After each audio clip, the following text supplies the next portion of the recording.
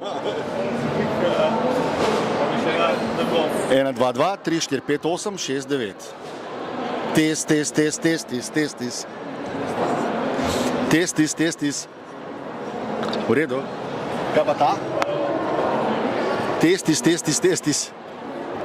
Test, test. 1, 2, 3, 3, 2, 8. V redu?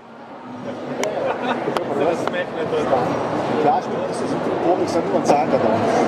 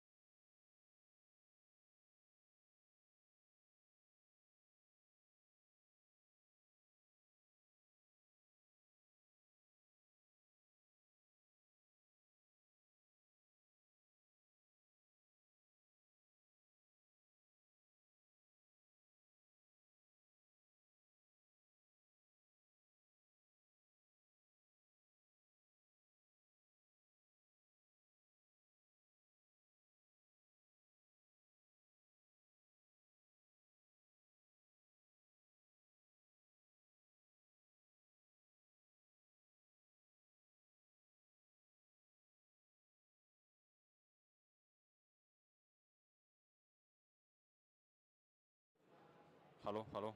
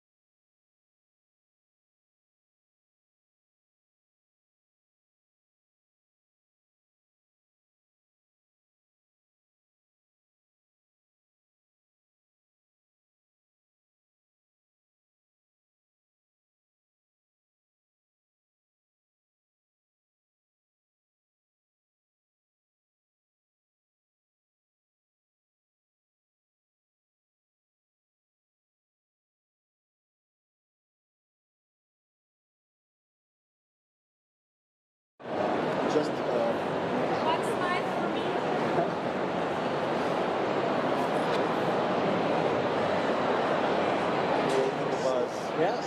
Jan will do the intro and then we will just discuss. That's right. Really, do not worry, it sounds we will not provoke you too much. Yes. I'm not being graded on this. Correct.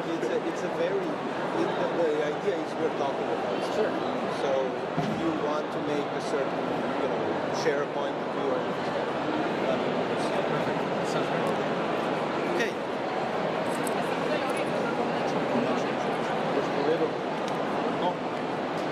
Okay, ladies and gentlemen, welcome to another edition of Ljubljana Talks.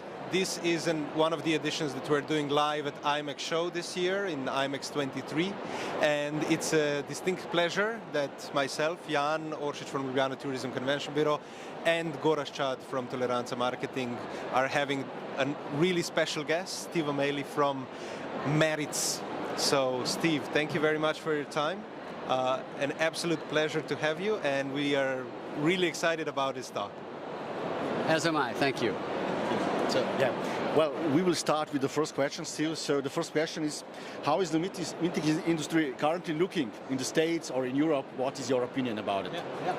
So I believe it's basically back healthy as it was pre-COVID. Certainly in the United States, what we've seen is the association and trade show market has recovered fully.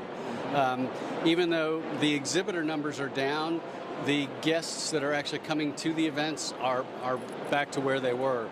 And the healthy commerce that's taking place at events like the IMEX in America is absolutely back to where it was pre-COVID. I think there are still some questions in the United States in particular, and really I think the rest of the world, around the economic situation and whether or not corporations are going to be fully back to their pre-COVID health. But that will clear in time. But right now I think the industry is very healthy. The industry in Europe for us has opened up completely. We're excited about what the potential holds for the events industry going forward. I may say Merits is such a huge player in our industry. I mean, you are really, I would say, one of the integral companies, especially from the point of view of US market. I think everybody knows Merits. How do you see the changes in the behavior of your clients post-COVID? Do you see that there are differences that you're noticing? So probably the biggest difference is the shrinking of the time frame in which they're planning their events. They're doing it much, much closer in. We've had clients that have come to us and asked us to help plan a sales meeting for 1,700 people with 4 months' notice. And finding space, really developing the experience. We had to counsel them to say, hey, we need more time than that. You need more time than that. Because it's also counseling our clients. You can't do things the way that you used to do and expect that you're going to be able to engage the individuals that you're inviting back into these experiences. Because I think people have changed. People want greater agency and control over how they're consuming the experiences that we're inviting them into. I think people have gotten very, very comfortable with the boundaries that they're putting up, basically saying, I'm not going to do certain things, right? And it's not going to be get there at 8 a.m. and go until 10 p.m. People need more time to, I think, digest the experiences that we're providing them. So I think that the shorter time frames, making sure that we're very sensitive to the needs of the individuals, which have changed dramatically, especially in sort of this distributed workforce era that we live in. And just the compression that's out there, and just finding the space, the opportunity, the hotels, etc. It still continues to be a challenge. Yeah, it's a thing that we were talking about before. That coming to an IMEX, and it's really exciting. There's so many things, and what you're saying is that you're noticing with your clients, what we're noticing in our industry in a way, it's becoming overwhelming. And we are looking for basically, it's like a stage between from where we were before and to where we are going. So where would you like to see that we are going? Yes, so I mean, I think even as you walk around now, IMEX here in Frankfurt, IMEX in America, you're going to see so many activations that are wellness or health centered. Hyatt, I would point you over there. Hyatt has an entire second booth that's devoted just to wellness. It allows for quiet time. It allows for people to have healthy food options. So I think that's one of the things that we need to build in is just time and space for people to accept things, digest things in a different way. So I think that's one element. I think it's also aligning the content of whatever it is that you're doing, whether it's an incentive, a business meeting, an exhibition like this, with the values of the people that you're trying to invite in.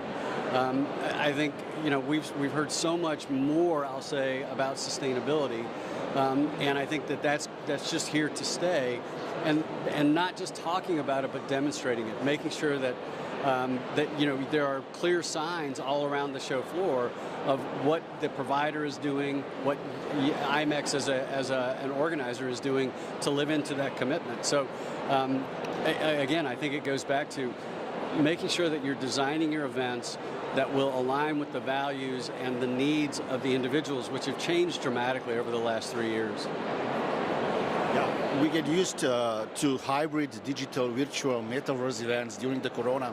But what is your view on the future of those events? Will they survive, or we will simply forget about it? Yeah. So what we have found, especially in the corporate space, our virtual events dropped down to about 2% of our business. Obviously, at the height of the pandemic, they were 100% of our business, right? So I think the experience that we've all been through of doing things, so many things, so virtually, have only pointed up like the importance of getting together face to face once again. Now, into the future, I think there is a spot and an opportunity as the technology develops to really make use of, let's say, 3D, let's say immersive experiences. In fact, if you come by our booth, we can share a few things that we're doing with our partner DRPG in that space, and it is remarkable. One of the people that was putting it together said, it feels like witchcraft. It's just that real and that immersive an experience. We also have something that we developed even pre-COVID that we call first-person experience, where we actually go and take detailed photos of exhibitions like this, so that then the customers that we work with can use that digital footprint to interact with people in a meaningful way, well beyond the days that you're on the show floor. So I think our technology, as it gets better, is going to augment the experiences that we have.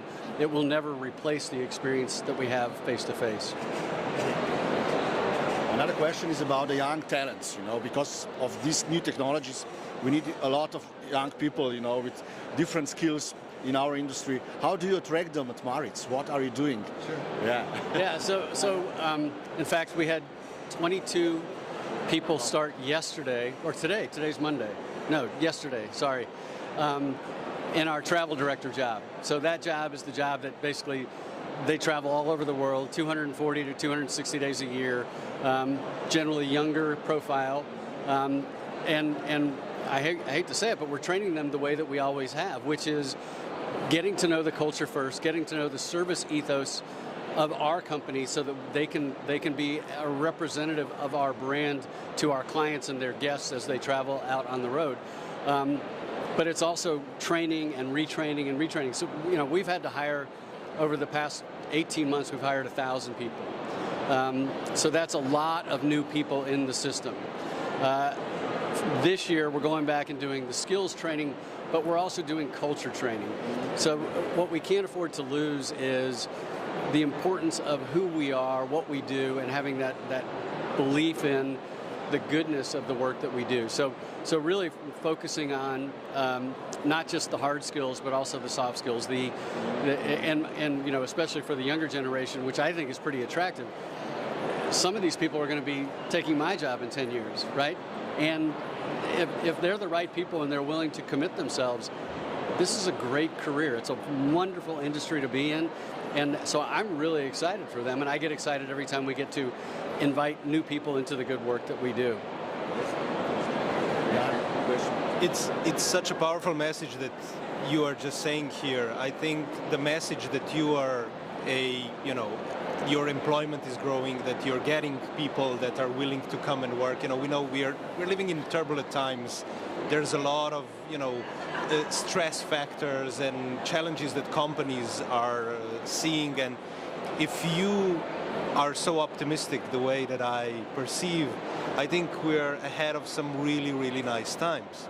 Now, is there a particular product or a product design that you've seen happen in the last, let's say, post-COVID time, in the last year, that makes you feel, I don't know, excited, or that you think you've done an amazing job with it?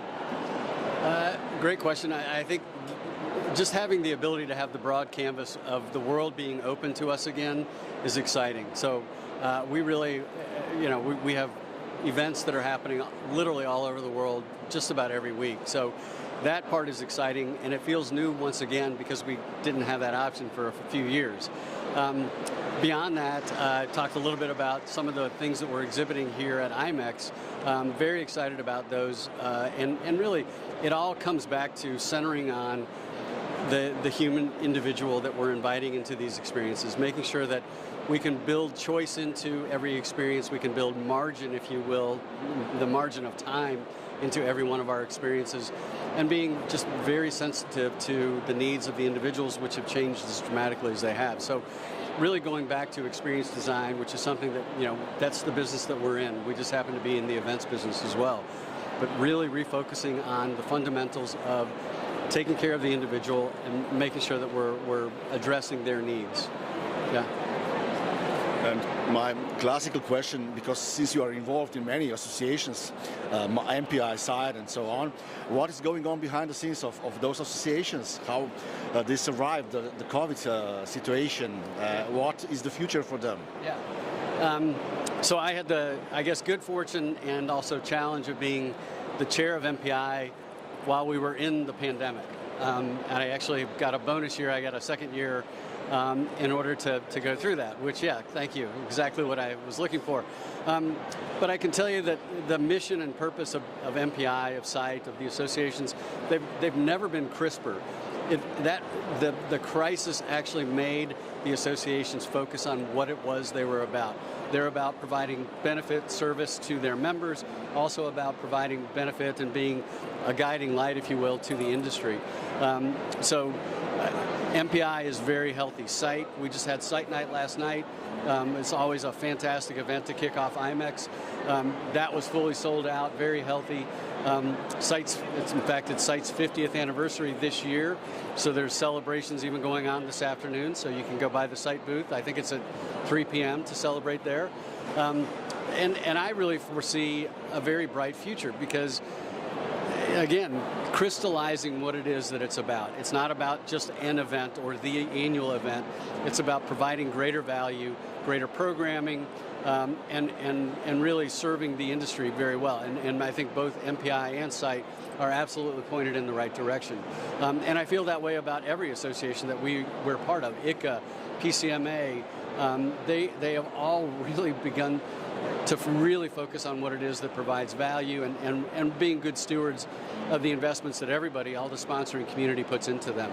But again, I'm excited about that, and I think that, when we needed them the most, our associations really stepped up and delivered content and hope. And I think for that, we'll always be grateful. I can say that we are a proud member of many of the associations you mentioned, especially SITE, and this year we will have an event in Ljubljana, the Incentive Summit Europe.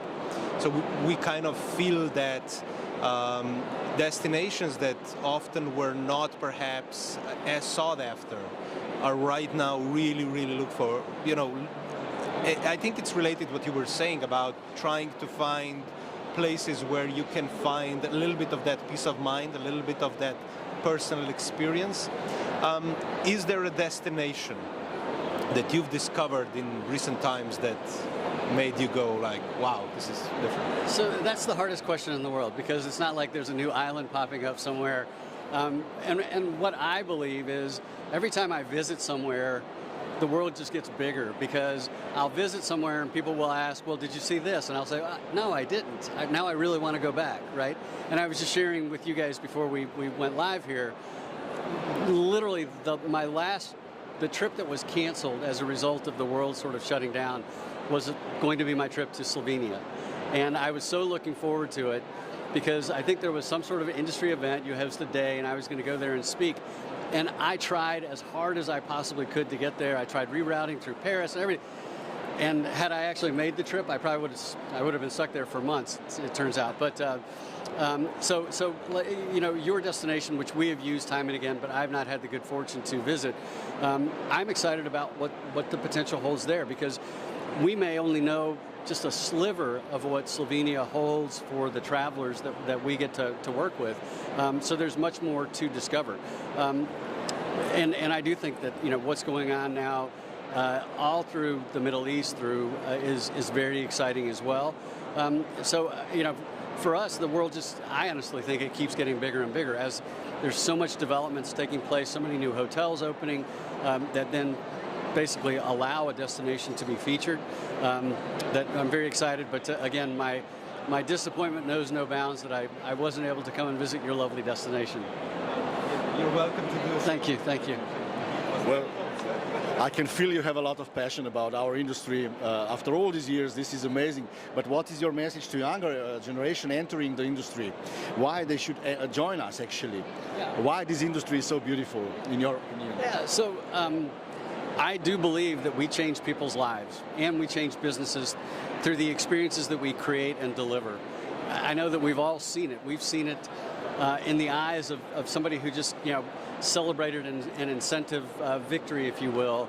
But I've seen it in business meetings too, where, I mean, we organized a very large business meeting for an automotive company, and one of the dealers came up to us afterwards and said, because of what this experience has meant to me, I'm going back and I'm basically not going to do business with anybody but that one original equipment manufacturer.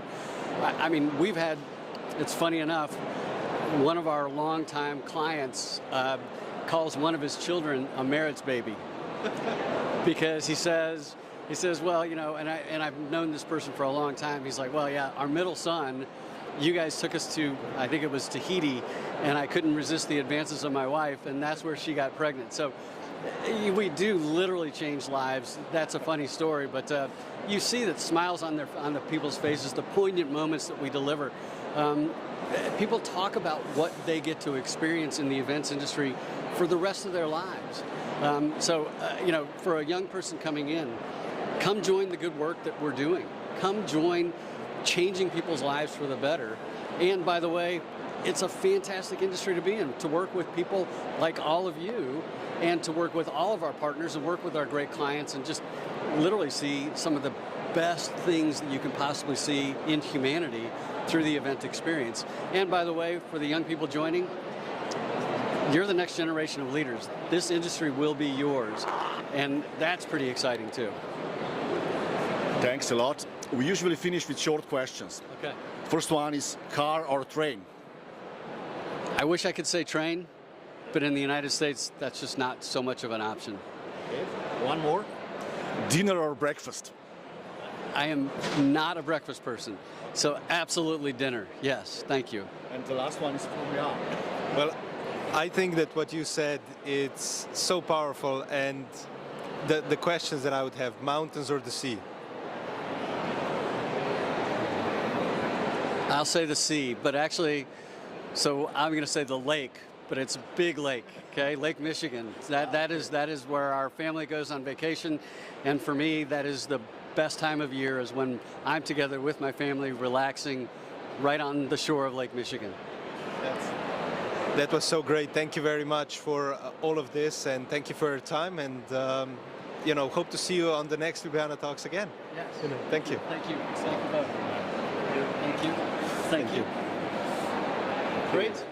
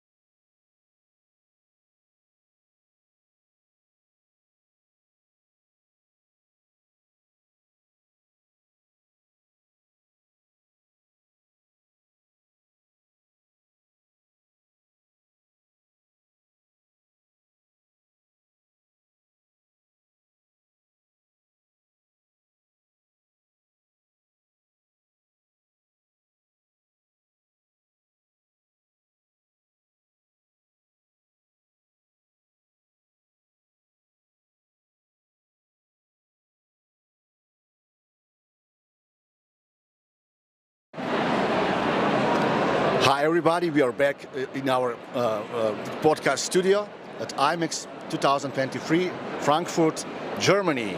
Here with us is Chris Salem. He is a business acceleration strategist, keynote speaker, award-winning author and radio show host dedicated to empowering business leaders and organizations through emotional intelligence. He hosts Sustainable Success on Voice America Influencers channel and Business Influencers on Tal Radio for the Touch A Live Foundation.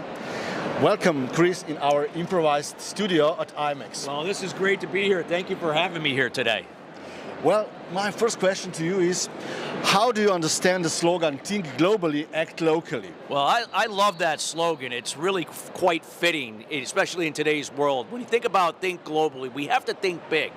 You know, if we're going to, come up with new solutions to overcome problems, we got to think big. But when we act locally, we got to stay true to the foundation. And that foundation to me is how we think and values. And when I think of act locally means people getting together in small groups like a town, a community, and where we can operate and connect on shared values. So when we can come from those shared values, but yet think big, anything is possible. I mean, you have two podcasts that are very big and very, very interesting content, and congratulations on that. Oh, thank you. But I think there's quite a lot of viewers here today live and also then on the recordings that perhaps don't know the basics about what you talk about. Could you define what, in your opinion, is success and what is sustainable success? Well, that's great. That's a great question because, success is a process. Doesn't mean that everything goes right. That means that there are going to be times where you're going to go through major obstacles and challenges, but it's through those challenges and obstacles that we grow and expand. So think about it. If we're going to grow and expand, does that happen if everything is going well? No. When everything is going well all the time, you become complacent, bored, and eventually you fall off the wagon.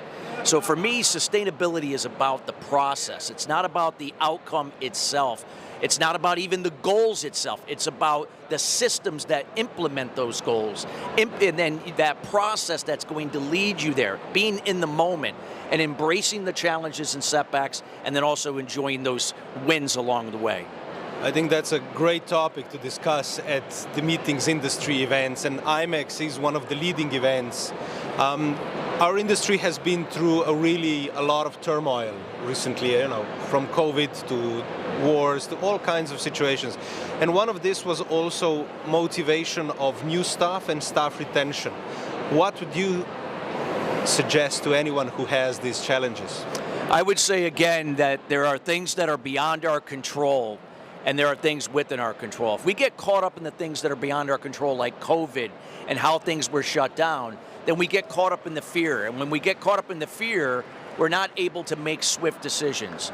And we get caught up in, and again, getting caught up in things that we can't control, which doesn't really move us forward. But when we can learn to focus on what we can control and adapt to what is, not what we think it should be, big difference, we're able to see the opportunities disguised in those challenges to really grow and expand.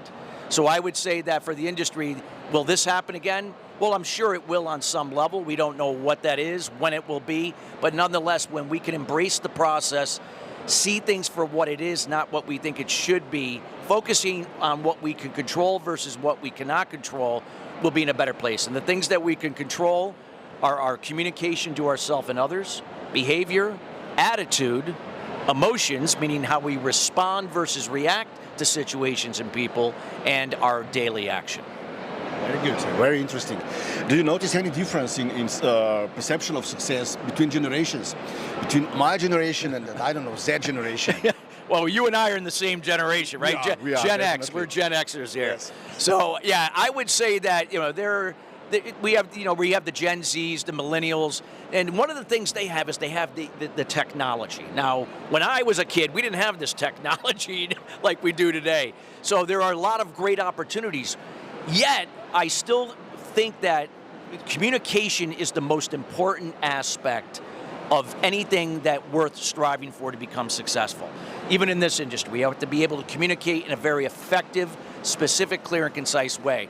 So it's a matter of not only using the technology, but seeing it as a tool, not as the end all to everything. We still have to have that interaction face to face like we are here right now, and then people are seeing us that we're having, and I'm not talking through just a device to someone. So it's finding that harmony, and harmony is not balance.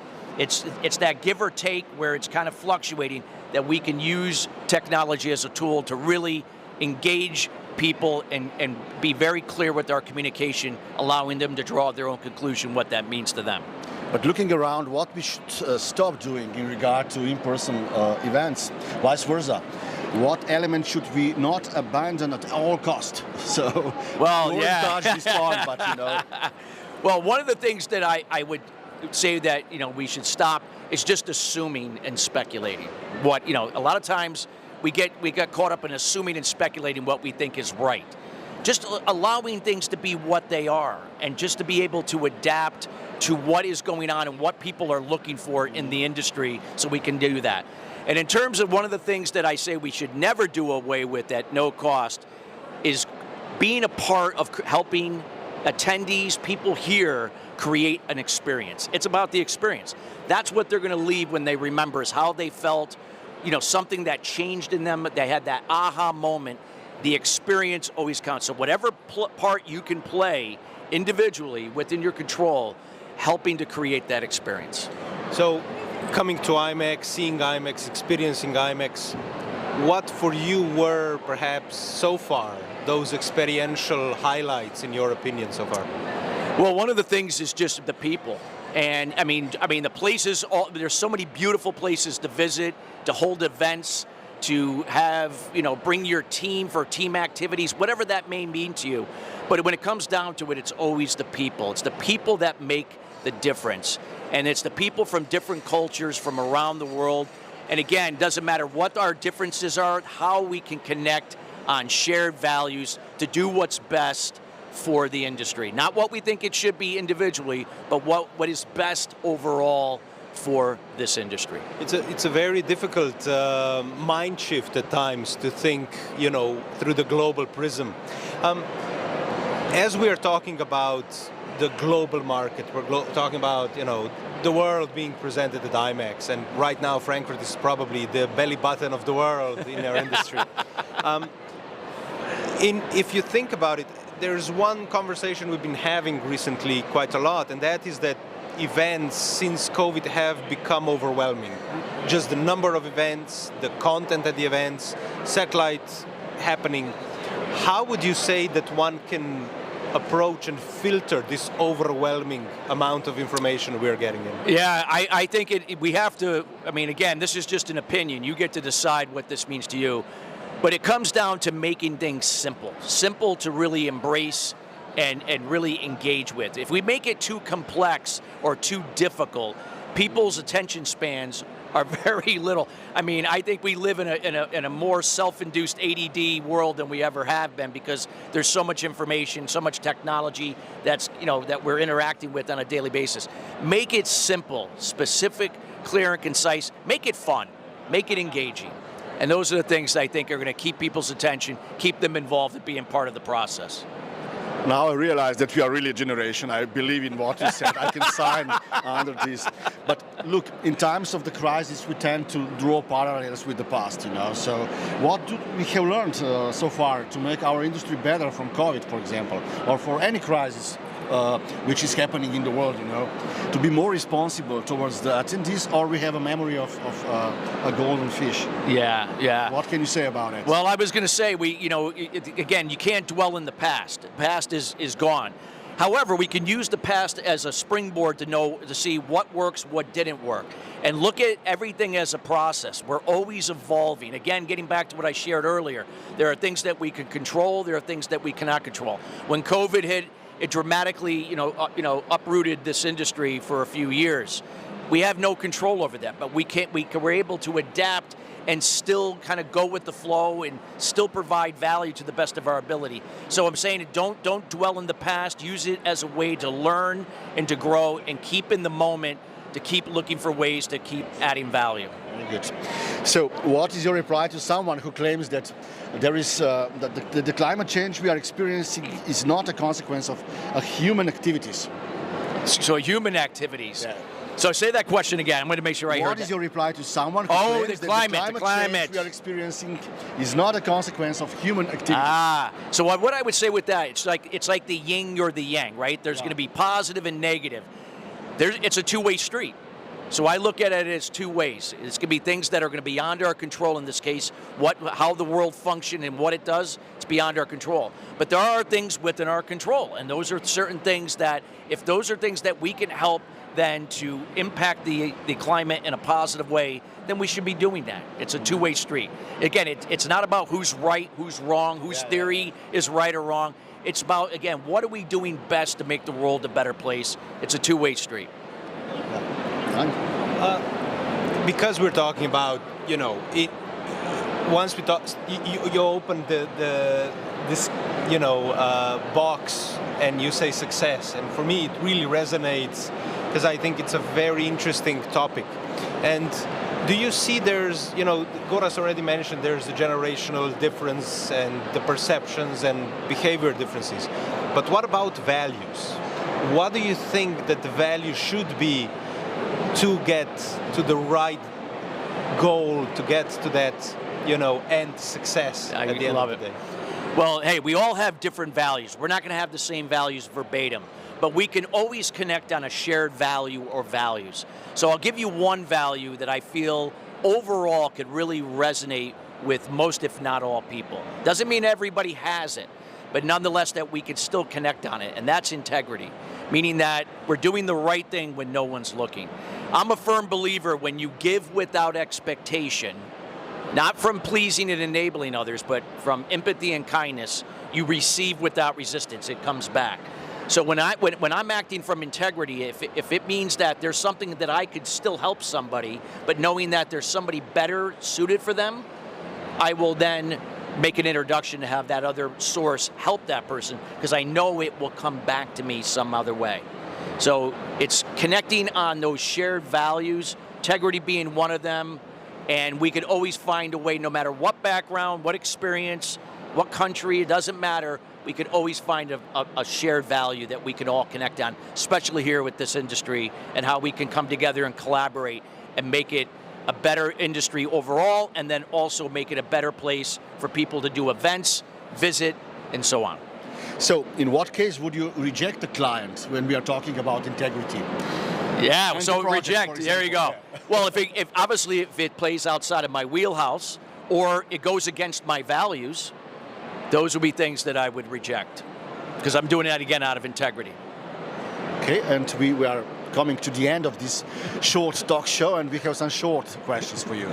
The first one is plane or train? Play or train? Plane or train? I would say train. I mean, everything is a process. You have to be able to be accountable each and every day to grow. So train yourself, tap into mentors, resources that are going to help you to help move yourself forward. It starts at the individual level, then the team level, then eventually as overall as a community, organization, whatever that may be. One more easier, let's say so. Gasoline or electricity? Gasoline or electricity? Well, again, I'm not an expert on either one of them, but I would say, I would say electricity. It's just that electricity is just everywhere. Gas is everywhere too, but electricity is in our homes. Some people have gas, some people don't. So I'm going to go with electricity, because not only for what it can do, literally, but also that if we could be more electric in terms of our attitudes, our emotions, and how we approach, what we're doing in this industry, anything is possible. The mountains or the sea? What was that again? The mountains or the sea? Oh, mountains or the sea. The sea is endless. I mean, the sea is, there's so many beautiful things about the sea, and it's also a very dangerous place. But if you don't take chances in life and you don't embrace the challenges in the process, you will live with regret. So use the sea as an analogy to know it's a dangerous place, but it's also very serene and beautiful. So don't look for the danger, look for the beauty and embrace the challenge, the obstacles, and the setbacks. I think this is a beautiful message to wrap this one up, and thank you so much, Christopher, to come on Ljubljana Talks, and we hope to have you back the next opportunity. Thank you so much for having me. You guys were great hosts. Thank you. Thank you. So it was an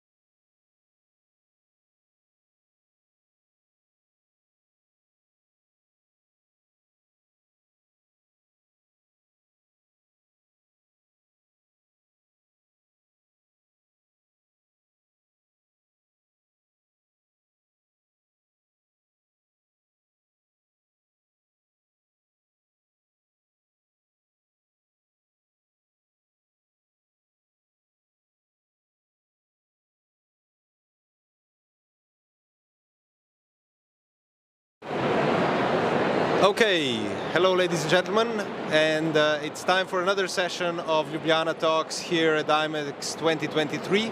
Goraš Chad from Toleranza Marketing, and of course our guest Sean Sawyer from Cacique International.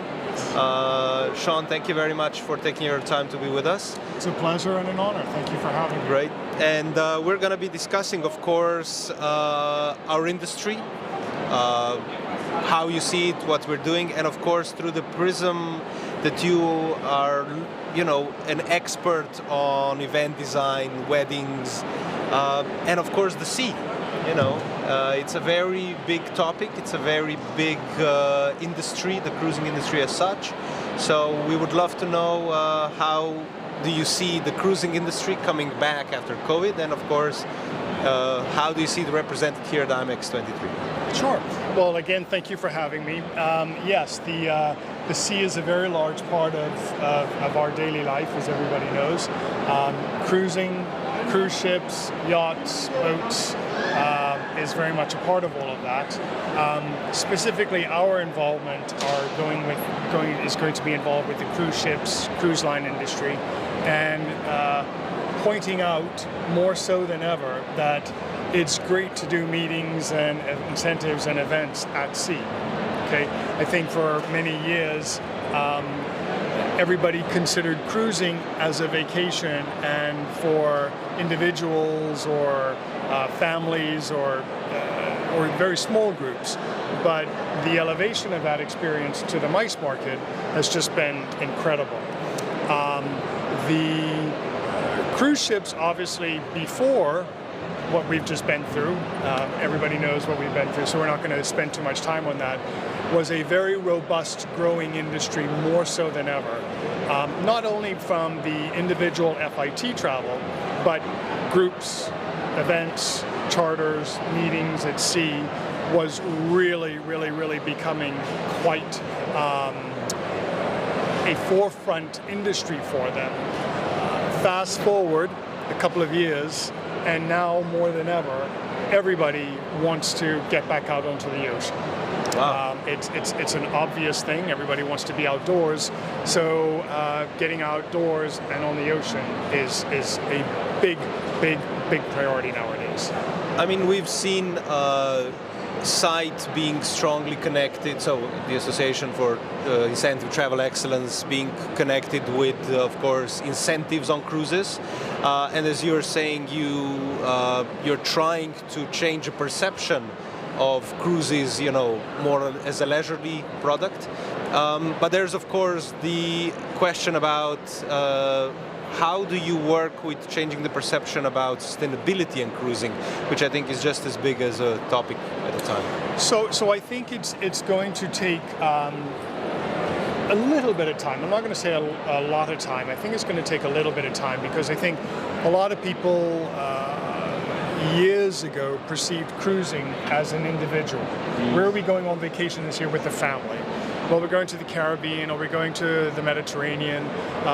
It was the normal thing. But, within the last, I'm going to say 7 to 10 years or so, the cruise lines and the industry has started to change, that cruise ships are now very much a viable option, just like a hotel. I mean, cruise ships are really hotels at sea, but it's changing that perception that it's not only for vacations or pleasure. You can do meetings and business and incentives at sea. It's just getting people to think out of the box in that regard. The cruise lines are doing a great job with changing that mindset. Sight. A lot of the industry associations are now pointing people into that direction, that you don't only have to think about a hotel to do a meeting or an incentive. Keeping in mind that, hotels have been around for a very, very, very long time. So the idea of people doing meetings and events in a hotel, they've had a little bit more time to market and present that. Cruise lines is very, very, very, very, very quickly catching up, and people are now realizing, hey, I can actually do meetings and incentives on board. They're also looking at not so much the cruise ship, but using it as a destination. So if you're going on a charter, it's a charter in the Mediterranean, you're saying, okay, well, the benefits of that is I get to go to additional places during that experience, as opposed to a hotel where you're buying out a hotel, you're checking in, you're staying there, and then you're leaving. So that's become very, very, very enticing and very exciting to clients nowadays, because when you couple the sort of different country experience with elevating the experience on board to a meetings or a mass market level, it's a win-win situation. I'm thinking now about the stage technology built into the cruise ships. This is amazing technology, actually. You cannot find something like that in many, many convention centers in Europe, for example, also in the States. But if I ask you simply, what are the greatest advantages of organizing events at sea, and of course drawbacks of organizing, what would you say? Yeah. So before we started to really specialize in meetings and events at sea, we took about a year and a half to understand and learn the industry, because it's a little bit different than just doing a meeting or an event in a hotel, because there you just reverse the truck to the convention center or the ballroom and you unload it. It's different on cruise ships, because it's not, you don't sort of like take the boxes up the gangway. It's a whole process that you have to go through. A lot of planning. Different ports around the world have different rules and regulations. So you have to learn and understand that whilst it's flexible, it's very tedious. One of the biggest drawbacks is when you're out at sea and you forget the staple gun, what do? So improvise. you improvise, yes, but you know, for us doing this, we have to really think about what we're doing, planning, discussions, meetings, brainstorming, list, checks and balances constantly over and over and over again, because when you're out in the middle of the ocean and the client is expecting a meeting with audiovisual and technology and everything, you can't say, oh, we forgot that, because you can't go and get it. So for us, it's been interesting because it's been very challenging, because it really does force you to think about it and plan and make sure that you've ticked all the boxes and you've got all the tape and the drop cords and everything. One of the biggest advantages is that you are on a sort of floating city. Now, there are different size ships. There is a different type of ship or experience for every person out there, but they are providing you a backdrop that's essentially a lot newer than what most people are used to. Adding in the fact that you get to go to different ports and different cities every day, you get to encompass those cities into the program. So it's not like going to a hotel, and again, hotels are great, and destinations with hotels are fantastic. No discrimination. No discrimination whatsoever. But when you go to a hotel in a city or a country, you're going to adapt to that city in that particular country. Whereas on a cruise ship, you've got a lot of different pieces or different parts of the recipe that you get to build with. Really interesting. And how we are keeping with the trends in Europe? Are we following what is going on in the States, or what is your idea about it? So the interesting thing is for us, we've predominantly found that our client base has been more the North American client base that are doing this sort of experience. They are doing it in Europe. They are doing it in Asia and the Caribbean and Alaska and everywhere. So at this moment in time, we've not really worked with a specific European client doing this, but I can only imagine that if it's being done in North America, it's being done in Europe as well. So we all know that sustainability is a big thing, and yes, we know that there are certain certain elements of the cruising industry which have been criticized as unsustainable, fuel, the economic aspects, registration, where the companies are registered, all this.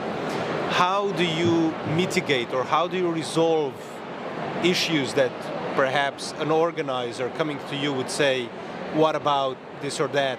How do you resolve that? Who do you work with? So that's a good question, actually. So the cruise ships have obviously for many, many, many years realized that they have been under the spotlight for many things. And I think it's because they are they're so highly regulated, and in many cases more regulated than hotels are. So I think obviously everybody's watching. So they have done an incredible job, as is with everybody, in really putting mechanisms and mechanics in place to start to mitigate a lot of those issues. Cruise ships are making carbon footprints and being carbon neutral a top priority moving forward. And I think clients are also driving that, making sure that they understand this is very important to us, which the cruise lines completely understand, and are making a very, very, very important step when it comes to that. So for us, working with cruise lines and clients, it's about all together, all of us sitting around a table, learning about each other's desires, learning exactly more about what the cruise lines are doing, to make sure that there's a clear understanding that from a client's perspective, they require this. Yeah. This is where we need to be. So you see this as a requirement, as a trend? 100%. Yeah. 100%. And the cruise lines, like I say, have worked very hard for many, many years at doing this. They have just been under the microscope for obvious reasons, more so than ever. But now they're using that as an advantage to really showcase to the world, we hear you, and we're working very hard. So going forward, what do you see is like the big trend in the industry and in the cruising offer that you think is the new advantage for the meetings organizers? Because, you know, there is this, it's as big as the ocean in a way. Correct. Yeah? So the biggest next steps are to create an easier level of understanding for the organizers and meeting planners that cruising can be for everybody. And I say that from a mice market perspective. You know, changing that mindset, not only that it's just rum punches and vacations, it's providing you a really, really formidable backdrop for your program and for your next incentive. Letting them know that there's also a different type of cruise ship for everybody. A lot of people, you know, nowadays they see huge cruise ships on TV commercials, which to them looks like a lot, from, you know, number of people to the expense. But, you know, there's more to cruising than just what you see only on TV. There's a platform, as we say, for everybody. So what we want to do moving forward is let them know, clients and organizers, that it's easy to do it. There's a hotel contract, there's a cruise ship contract. You don't go to a hotel and put on a final night banquet or an awards gala in a ballroom with just white tablecloths and a candle. You spend money on production in hotels. Well, let's spend money on production on cruise ships. It's sort of opening that door that it can happen. And it's happening. It's just, like I said earlier on as we were talking, hotels have had a few more years doing this than cruise ships do. Cruise ships nowadays are actually building conference centers for meetings and have meeting space on board. So that's another new door that has now started to open, because previously cruise ships didn't do that. But cruise lines understand that it is important to have that platform, that people do want to have big meetings, and you don't necessarily want to have them around the pool deck. You want to have them in a proper facility where you feel like your meeting is as important in a hotel ballroom as it is there. So it's exciting right now because we're changing the narrative, so to speak. and opening people's eyes that it does take a little bit more planning. There's a little bit more technical involvement, but it can be done. Do you have a lot of competitors on the market, or you are? How do I answer that? I mean, you know, at it's the a end, direct question. So. yeah, no. We've really sort of focused on the speciality of what this means. You know, it's before I started to do the 18 months, year and a half of understanding the cruise line industry in the MICE market field, I thought, you know, it was easy. You just take boxes up the gangway and you just put them on board and that's it. It's not. So it takes a lot of practice. It takes a lot of, you don't have big corridors. You don't have forklifts that move things around. It's very tedious to move around on ships. So a lot of people don't, I think that they feel that it's probably a little bit tougher than what they want to deal with. We love that challenge. We've always been a company that wants to pioneer or break the glass ceiling and figure it out type thing. So for us, we love the challenge. I don't think it's for everybody, but I'm always in favor of competition because competition is always a good thing. And where would you take someone to feel the vibe of the meeting at sea? Which port is number one? At sea, of course, but do you have any favorite place to recommend to us? I don't. You don't? There's, you know, the ocean is a beautiful place. Each country is very special in its own way. You know, I could sit here and I could speak about, you know, a meeting or an incentive trip in Alaska. Yeah. It's stunning. You know, it's beautiful, untouched, natural beauty. Yeah. But on the same token, you know, when you're in the Mediterranean and you wake up in the morning and you're at a beautiful port like Civitavecchia and you're cruising the Amalfi Coast, that's beautiful as well. So it's very difficult to say which one is the best. I think it boils down to creating that magical moment on board, coupled with the beauty of the environment that you're in, that at the end of the day, the guest walks away with something very special that says, that was amazing. I think the cruising concept of, you know, bringing the meetings industry onto cruise ships is a very interesting one. And of course, it touches also on the destinations which now have to have, or being a river cruise or a sea cruise, and it brings in, you know, there's destinations are different, have different regulation, have different expectations, have limitations. We know that there are cities that have, you know, limited cruise ships, which of course, you know, influences of what you can offer, what kind of ships are in which season, in which destinations, all that. But I have a question for you. How do you deal with, let's say, if your client has a specific supplier they want to have from a country A, they put them on, you know, they want that supplier to do a show or a production or whatever, and you end up in a different country. How is this resolved? Would this be an issue or a problem or something? No, not at all. As a matter of fact, we welcome that sort of thing. I mean, for us, you know, we really want for the guest, obviously working with the client, to walk away with something very special. At the end of the day, that's what this is all about. You want to make sure that the company is getting their return on the investment as well. And for that to happen, you need that moment to take place. And if for whatever reason it involves the ship, the destination, a show, or something very specific to a location, we're all in favor for it. Because at the end of the day, the clients are going to walk away saying, that was an incredible experience. Okay.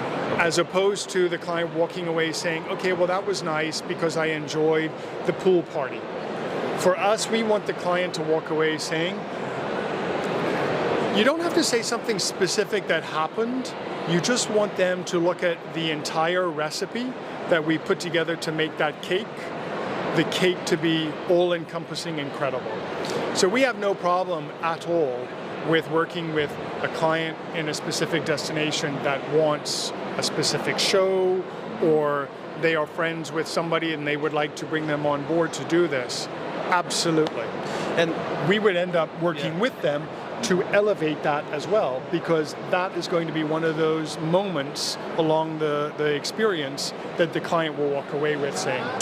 And there's another thing that we as destinations would encounter often, and DMCs encounter, and there's a question that, because I was talking with some colleagues about us having this conversation today, and a very interesting question popped up, and that is, how do you deal with, because corporates are insured, they have insurances. Now, if you go out to the international waters, what kind of insurance does apply in that case? So, also a very interesting question. So, for us, we're utilizing the same concept because obviously Cacique has a destination management company division. We're using the exact same sort of level of discussions and contracting with insurance. There's really no difference. I mean, at the end of the day, the cruise line has the insurance. You and the client, meaning Events Design at Sea and the client, have a contract that not only indemnifies us, but we're also carrying our own insurances as well. When we are bringing to use your concept as an example, a show on board, it's no different than a hotel. We would do the exact same sort of contract negotiation with regards to insurance. It's, again, because that show is happening on a cruise ship, it's no different than if that show was happening in a hotel. So we try to mitigate a lot of that because we don't want for the client to think, well, you know, if I'm in, I don't know, Monaco, and there's a really great show, and they start to think, well, I don't know if I want to do that because I think it's going to be this. We try to change that mindset at the beginning. So we're in Monaco, we're there for the night, why don't we bring something from Monaco on board as well? So we mitigate a lot of that, and we welcome the fact to bring the destination into the experience because truly that's what the client's looking for. Oh, very interesting discussion, really. Yeah, exactly. I learned a lot today. This is our podcast about, actually, to learn something new, and I love it. So if the budget is unlimited, what kind of event you want to host? Oh boy. So I have to think about that one a little bit because I think that, you know, we've done charters for clients where it's been super extravagant, meaning they are they've asked us to remove parts of the grand ballroom and recreate things and reconstruct things, and there was kind of an endless budget, and it was beautiful and it was wonderful. At the end of the day, it was very special because the client really wanted their total number of group to fit in one space for one event, but the grand dining room didn't allow that on a normal setup. So we had to change things to allow that. So that was really special to allow everybody to be together. So that was a lot of fun. But I have to say, you know, we've had a group, which is different from a charter, where they had taken over just a lovely restaurant, and rather than it being the restaurant experience, what we did was redesigned the experience for them for one night. So when they went in there before and they had dinner and it was great, but for the night of the event, when they went in, it was like, oh, this is different. So it's, for us, it's, yes, unlimited budget is great, but all we want to focus in on is touching that spiritual nerve that no matter if it's big or small, it makes the client or the guest feel like, okay, this was special. The client really thought about me tonight by making this special for me and not just putting me in a location. But if I did have an endless budget, I would love to take one of the bigger cruise ships and completely redesign a pool deck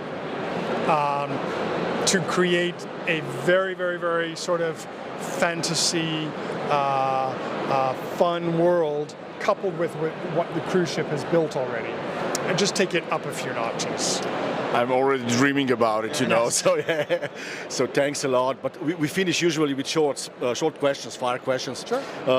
Winter or summer? Summer. Okay. Beer or wine? Wine. Wine. Okay, Jan. The last one is yours. I thought you were going to say rum.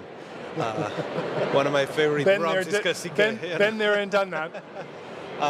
And I will ask you, river or sea? Sea. Sea. Okay. You can't beat the ocean.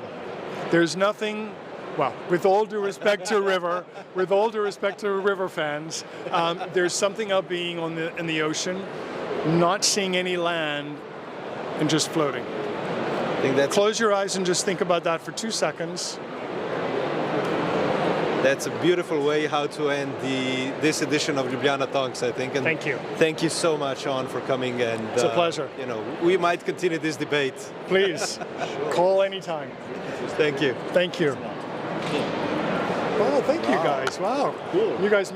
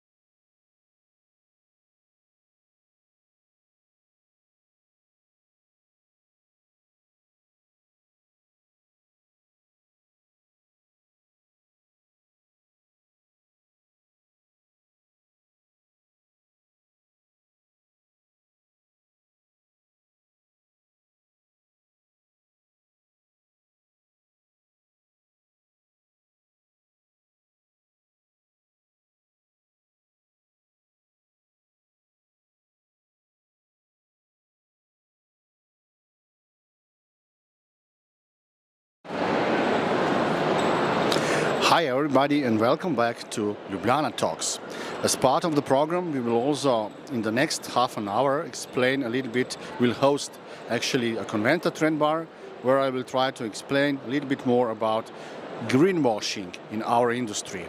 This is actually my favorite topic since 2019 when we started with green activities around Conventa. But my personal message and the reason why I'm doing this and why this is important to me is that I was born in summer of '69. That was the last year when the world was in balance between natural resources and what we are taking out from the world. So almost all my life, almost 50 plus years, we are using more resources than our Mother Earth is actually capable to regenerate. That's why, of course, also our industry must take care. Because sooner or later, my sons will ask me, Father, what did you do in your whole life? And if I will just answer that we created a lot of waste, that's simply not enough. But today I would like to focus on quite a lot of greenwashing campaign in our industry, which started already years ago, but boomed in the last 2 years after in Corona and after the Corona. Greenwashing actually is based on the fact that the science is 100% sure, almost 100% sure, that the climate change is anthropogenic. So that the reason why we have problems with the climate is because of our activities, human activities. So of course we also have some people who do not believe in that, and that's where we have a problem for sure. And this is also part of the greenwashing. But the story itself, it's actually quite interesting because last year we analyzed almost 500 PR messages which were published in the system of IMEX. That was 2022. And you won't believe, almost 14% of the messages last year were around green stories from different hotels, destinations, venues, and so on and so far. So out of 372 press releases, 52 were about green stories from the suppliers you can meet also this year at IMEX trade show. But let me go back a little bit further on. So the author of the term greenwashing is the famous Mr. J. Westerveld, who actually traveled to one remote island in Samoa, where the hotel was preaching and pushing the reuse of towels, but on the same day they actually destroyed one coral atoll close to the hotel itself, and the rest is history. So this is already from 2086 we know about the term greenwashing. Now we are also using the term greenwashing, which I will elaborate a little later. But let me give you just 5-6 things which are usual and where the greenwashing starts. First of all is presenting information selectively. This is the most obvious greenwashing technique, let's say so. And before I go on, I just want to say also one important thing, that sometimes greenwashing is not a strategy itself, it's just a coincidence. People are willing to do something good for the environment, but they do not know all the consequences. I will give you a simple example. Almost every event in the world is pushing participants to recycle badges. So recycling of badges is, in my personal opinion, possible only if they are produced from the paper. This badge, of course, is from the paper, but there is also a plastic involved. And you know, guys, the plastic is really a disaster. It takes 500 years that the plastic can really disappear from the nature. And definitely, if you have a plastic name badges, plastified paper name badges, you can simply do not recycle them, because we are talking then about the plastic badges, not anymore about the paper badges. So this is a classical example of greenwashing, but not knowing that we are greenwashing. So We need to always count on science, and this is, in my personal opinion, really, really important. For example, presenting information selectively means that we are saying that event is zero waste or that it's without waste and so on. I do believe that you all believe that there is no such an event where there is no waste at all, actually. Of course, the regenerative model is thinking about how to reuse all the materials we are using at trade shows, as this one here, IMEX. But basically, there is no waste-free event at all. So again, wording, using words, different words, is quite important. We need to use the right words for right things in regards with sustainable development. Then we have the lack of proof to back up claims. I will give you an example, which is a really simple one. For example, we heard a lot during the Corona times that doing more Zoom means less carbon footprint. This is, of course, true, but it's not true that producing a digital event or hybrid event is carbon neutral. It is not, actually. Let me give you another example. I just went through the analysis of one Slovenian doctor who analyzed the life cycle of the cars. He analyzed the whole life cycle from production till the end when we regenerate the car itself. And the difference between electrical car and between the classical car, diesel car, it's not so big as it seems. I will give you numbers so that you will understand what I'm talking about.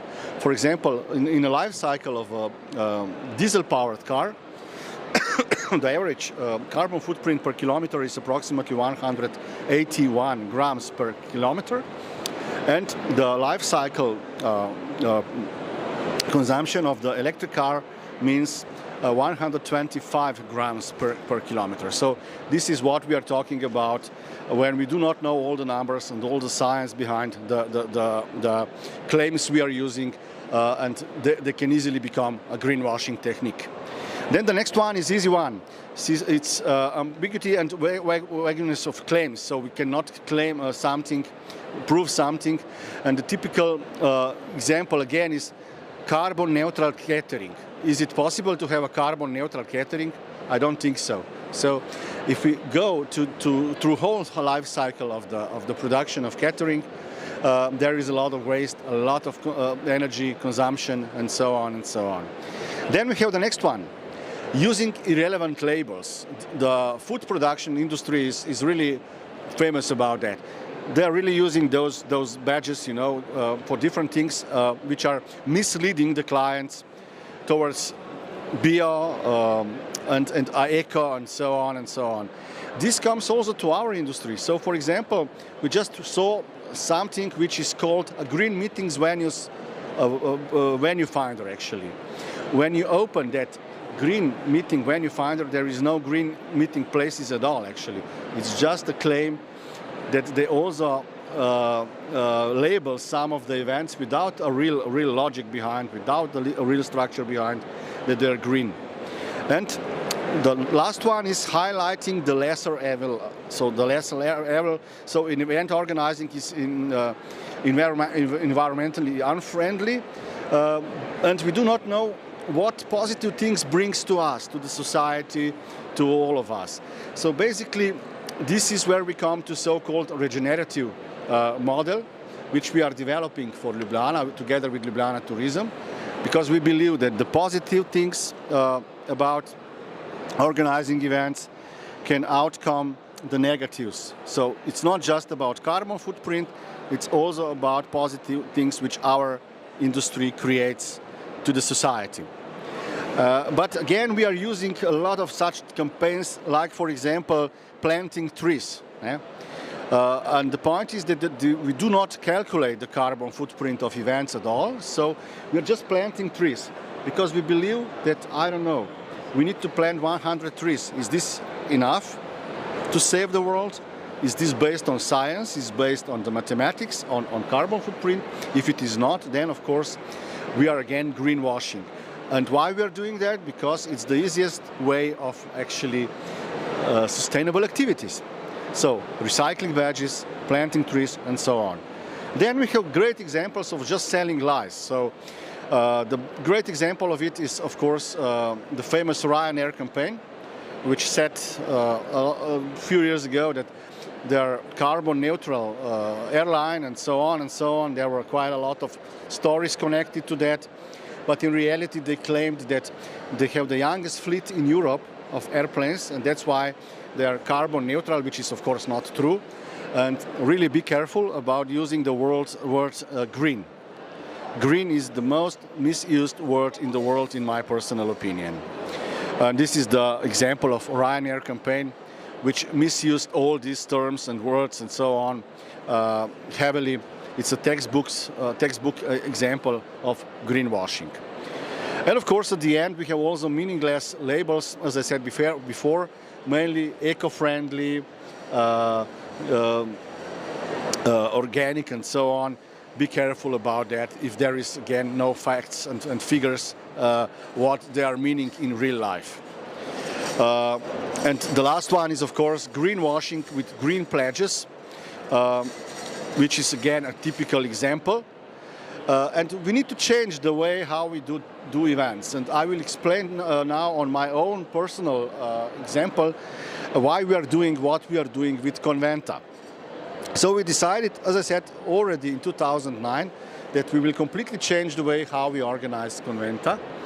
And looking around today, I will give you one simple example. The hardest decision was, for example, to completely reduce the number of carpets on the floor. That was a kind of shock for our exhibitors, but it was part of the bigger plan we created already in 2009.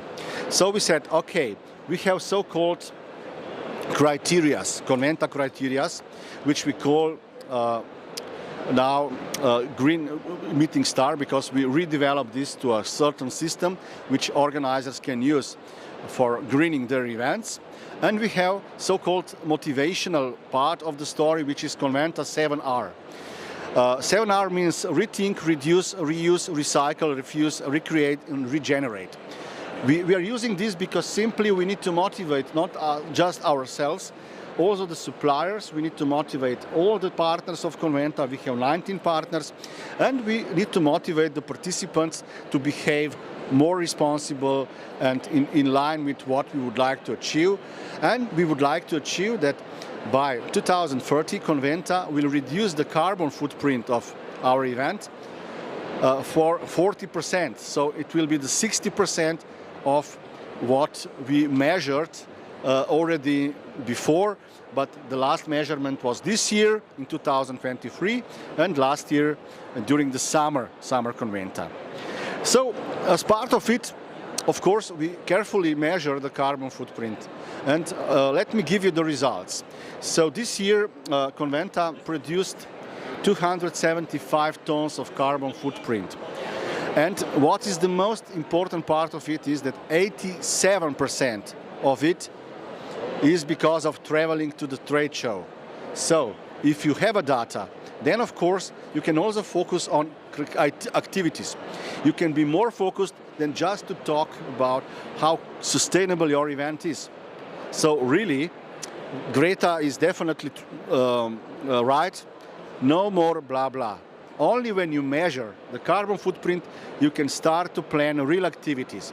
So from 2022 up to 2023, we said, okay, our biggest problem is how to reduce the transportation, how to reduce the carbon footprint of transportation during the Conventa.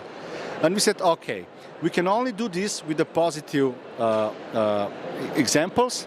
And one of the most popular was that we created a map of Ljubljana with distances between all the venues and places and all the hotels. And with positive message that the distance is, I don't know how many meters, and that you will for that need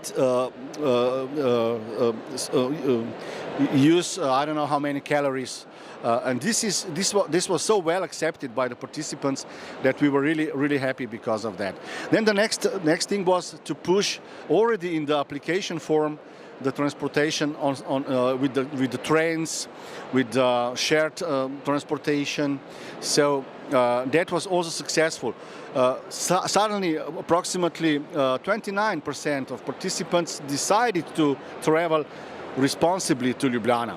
So only with the positive communication we achieved great results. So basically, what I would like to say for the grand finale of this Ljubljana Talk, living green events is actually not difficult, but you need to believe in it. You need to be honest, you need to measure the carbon footprint, and you need to have clear criteria how you will move from words to action. And this is what we are doing with Conventa already 15 years.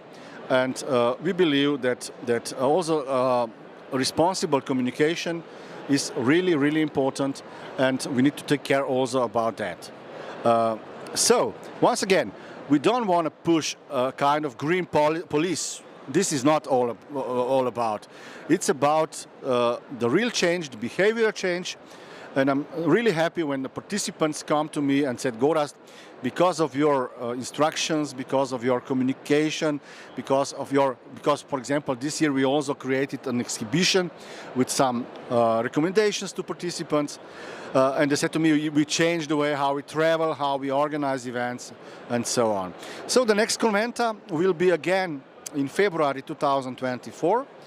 But in between, I would like to invite you, all of you, to Conventa Crossover, which is one of the events of the regional industry in New Europe, where we try to get together the brightest minds of the industry, have a lot of great networking, and share a lot of opportunities and new ideas, because part of the event is also competition for Conventa Best Event Award. This event, Conventa Crossover, will start from 27th of August till 29th of August, so you are all more than welcome there. Stay tuned to our channel. We are coming back 2:30 with next set of great guests in our Ljubljana Talks, and in between you can check also all the green activities on the Conventa website, where you can find also our recommendations, our philosophy, and all what I talked about during these few minutes. Thanks a lot, and see you again 2:30. Next great guests in our Ljubljana Talks, and in between you can check also all the green activities on the Conventa website, where you can find also our recommendations, our philosophy, and all what I talked about.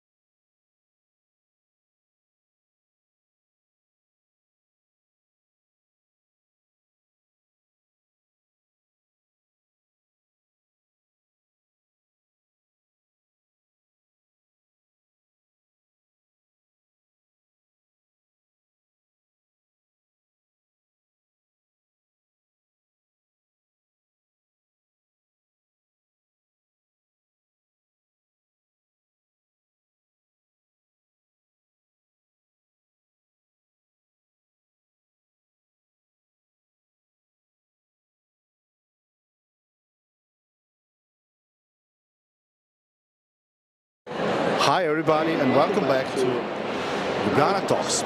We are still in IMEX Frankfurt with a great guest, Kadri from Estonian Convention Bureau. Let me introduce you first of all and then we will start with the first question. So Kadri is a founding board member of the Estonian Convention Bureau since 2008 and its managing director since 2021, promoting Estonia as a meeting destination. She also lectures on destination marketing and conference organizing at Tartu University. With 27 years in the industry, including 14 as a professional conference organizer, Kadri has arranged numerous international congresses and she's the right guest for us to ask you many questions we prepared for you. First one is, of course, event organizers like to say that the personal contact is really the most important. Events enabled us to meet in person in the past. What is the situation like today or after the corona? First of all, thank you very much for having me here today. I'm really happy to see that the IMEX Frankfurt is a good example of live events as we really know it and a good proof that meeting face-to-face hasn't really disappeared anywhere. We had a bit of disruption, but we are definitely back. The format is back. Surely there will be in the future as well the online format as well, but the need to be physically present, the role of these live meetings in the work of associations, companies, different organizations. Is it for professional like exchange or motivation of teams? It hasn't disappeared anywhere. Mm-hmm. What is your take on the different event types we experienced during the corona? Hybrid, virtual, metaverse, name it, digital, online. So what do you think about that, you know? It is so interesting to see how the formats that we were discussing with the convention bureaus of the cities or the national bureaus before 2020, how this COVID crisis really accelerated this development, and we have really achieved really interesting new possibilities that definitely will have a role. I can speak from example that when I organize events for the Convention Bureau, I still use the online possibilities as well when there is need for some information exchange only. But so I believe that these will stay and give possibilities, and we should see them as such that we have just more options nowadays, and for different organizations planning events, they might add possibilities for new revenue streams, to have some people following online from different continents, from different segments that can not be there virtually. So yes, I believe it's interesting to see where we are going, because technology is developing all the time. So it will be. I'm curious to see, and also I'm curious to see what the generations that are maybe now like starting primary school or starting businesses or their businesses in 10 or 15 years, how they will see the technology and use it. I mean, Estonia is one of the countries with, I would say, the best usage of new technologies. Digitalization, I think, is one of the things that everybody knows about it. Incredible startup culture. You know, we know that there's a lot of people that would be digital nomads coming to Estonia. How do you see having so many digitalized already features within the society? Does that help you in organizing virtual events, and would it actually attract those who are thinking of creating, let's say, a hybrid event to come to Estonia? Do you see this being organized? You are quite right. There is only one thing that you cannot do online in Estonia, and that is getting divorced. Everything else can be done online, but for that you need to show up. But we see note on that. but yes, indeed, we see that there are two aspects on this, and one is that this the digital developments really bring us a lot of events and conferences, because despite of the field of life or economy or the sector, there are some like digital aspects that are interesting to the colleagues or the network internationally, globally, and this is often the reason why one or the other conference is held in Estonia. The other side of it is the suppliers that we have for online events, and as we already had a lot of digital possibilities there, for example, e-school as we call it, all the school work is online, or medical, or digital government even. So that enabled us to switch when Corona started to online formats very quickly, and we also had the suppliers, tech companies, IT companies who offer these solutions ready and available. Many of them were hosting from Estonia, from the online studios, really global UN and you name it, what events. So I think we have really won from this, and being still the leader on cybersecurity. You mentioned different startups that originate from Estonia. Skype maybe is the best known name, Bolt-wise, the others as well. Grandfather of digital meetings, somehow. Yes, yes. So yes, we hope that this will continue, and this is definitely one of our unique selling points, we believe. As you know, statistics. You're an active member of the ICA Society, and ICA was measuring the hybrid and virtual events in the statistics during COVID for 2 years, and then this year they again only began to measure only live events for 2022. But it's not like these events are not happening anymore.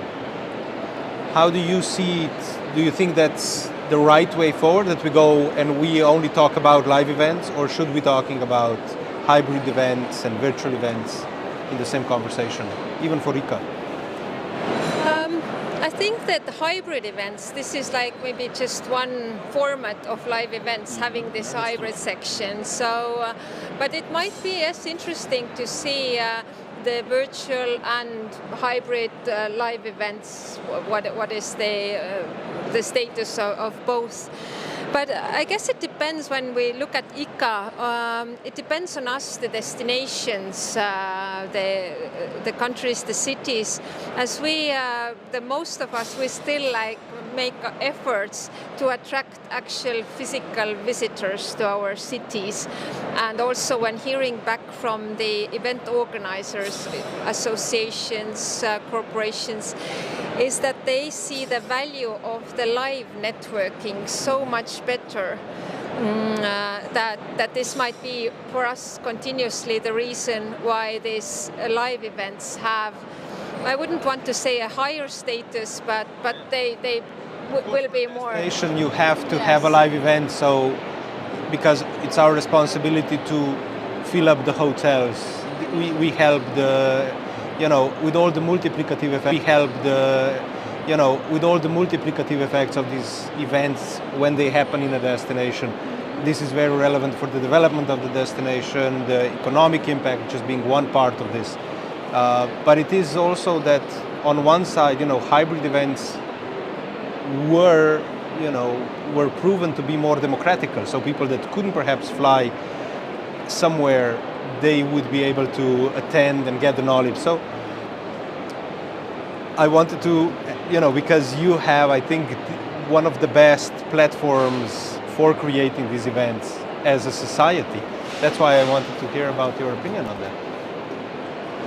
Yes, so we will surely see that the hybrid is here to stay, and really hopefully expanding the scope for events to make the impact. The legacy and impact discussion is also very strongly appearing since a few years already, and then surely hybrid also has a place in that discussion as well, enabling content to be available long term, reaching the audiences, and maybe like strengthening the results of a particular event.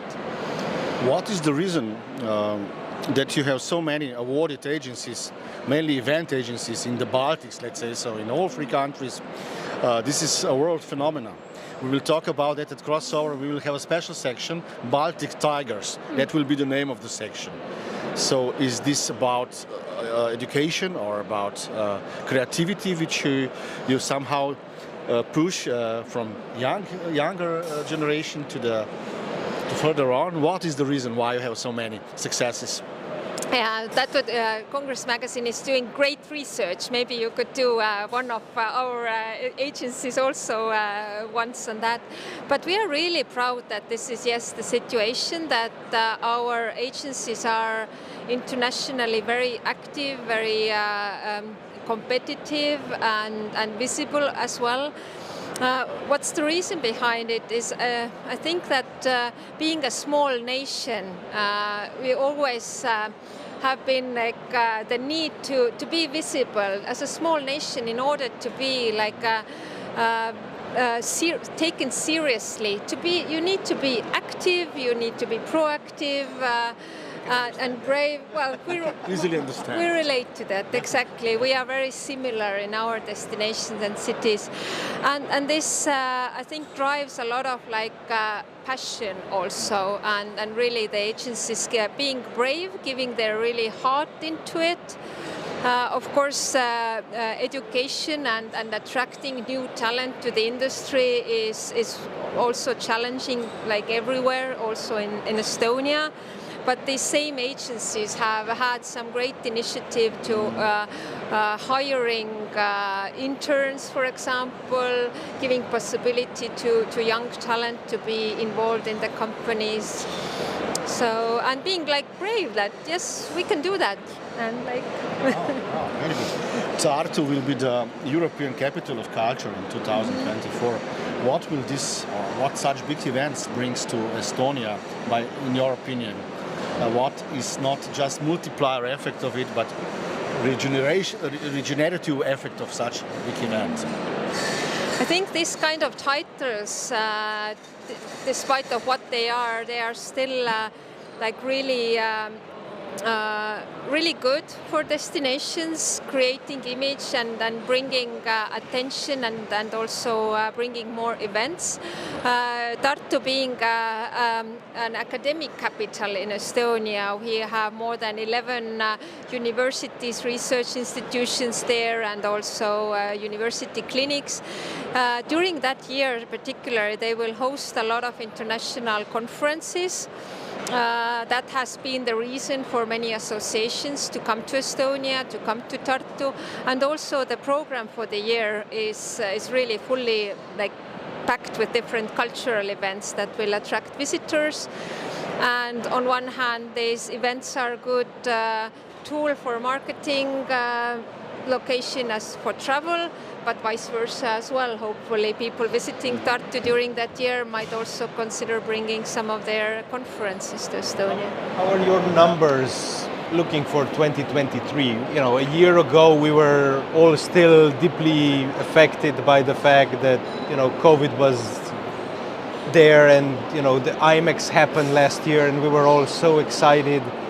But we've seen, you know, the numbers in visitors and in demand and in events is picking up really strongly in Ljubljana. We see very good numbers, so, you know, record numbers. Do you have the same, would you say? Yes, we experienced a similar trend that already last year the number of association meetings taking place in Estonia was back to or even exceeding the pre-COVID levels. There was more association meetings last year compared to 2019. And of course some of it also was that the events from 2020-21 were postponed and were taking place. And we were like a little bit like, not concerned, but like hesitant what will be happening 2023. and now realizing that it will be another record year, most likely. But the lead times are so short that with the Convention Bureau we supervise what is going on, looking also well ahead, what's not just the statistics, what has happened, but what is planned for the destination. And we see that like large events are coming to the cities like maybe 3 months, 6 months planning time only, and that was not like that before. So it's, I think, more uncertainty, or the making predictions is more challenging nowadays. We've been talking about the lead times today in different conversations as well, because it's really, really short. And it's not just in the association market, but also in the corporate market.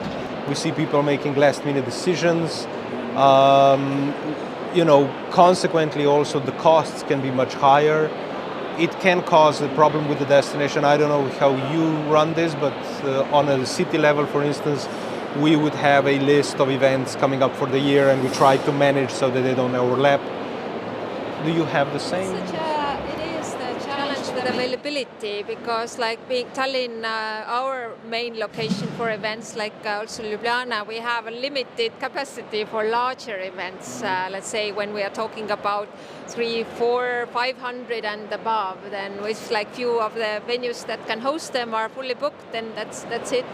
Another challenge might be the flight capacity. There is a good connectivity, but with several hundreds of people flying into the destination at the same time, and having really short lead times that like might mean that for September, for example, it is now too late to plan anything. Although maybe some of the... Quite similar as in Ljubljana, yeah? Yes. But let me, because we are running out of time, let me ask you one more question, which is, if I hypothetically bring one corporate event to Tallinn, let me say that it's with 600 participants, what will be different from other cities in Europe? This is a provocation, of course, but what we will experience in a different way, what we will get out of from your city, which we cannot experience, let me say, like in Ljubljana, for example? Okay. First of all, for many visitors, it's most likely would be the first time to visit our country. Like it might be the case of Ljubljana as well with international meetings, that I think our destinations are in a good competitive position in that way, that we are still like a new destination for many. The boutiqueness, I think here again we are similar, that it is, I think, a privilege to be able to drive from the airport to the hotel in 10 minutes, to have all the venues and hotels within 5-7 minute walking distance, really good food. This is what we are proud of. Michelin will be announcing their list of restaurant recommendations this year now again this Thursday, so day after tomorrow. So really good food and kind of like a youthful, relaxed, cool atmosphere, I think, is a reason what actually makes people say that they want to come back.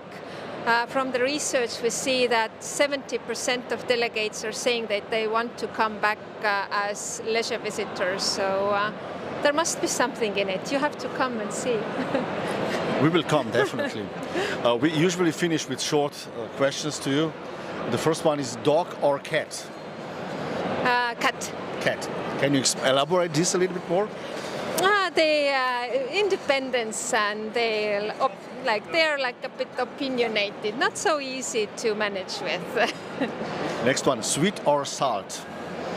Sweet. Sweet. Good chocolate, nothing beats that. And there is one more from Jan. The sea or the mountains? Sea. Kite surfing is my hobby, so yes. But actually, if I could, then both, because Estonia is completely flat, so whenever I see a mountain, I just want to climb up. Combination would be good. So, thank you so much, Kadri, for this lovely chat. I think there's so many things that we could open up and go really into depth. We touched on ICA, but there's, I think, so many similarities and so many challenges that are similar to our destinations. And I think we can, repeat this in a year's time or at another event. And just keep it up as a discussion. Thank you so much. Thank you. Thank you. Joining us. Stay tuned for the next speaker.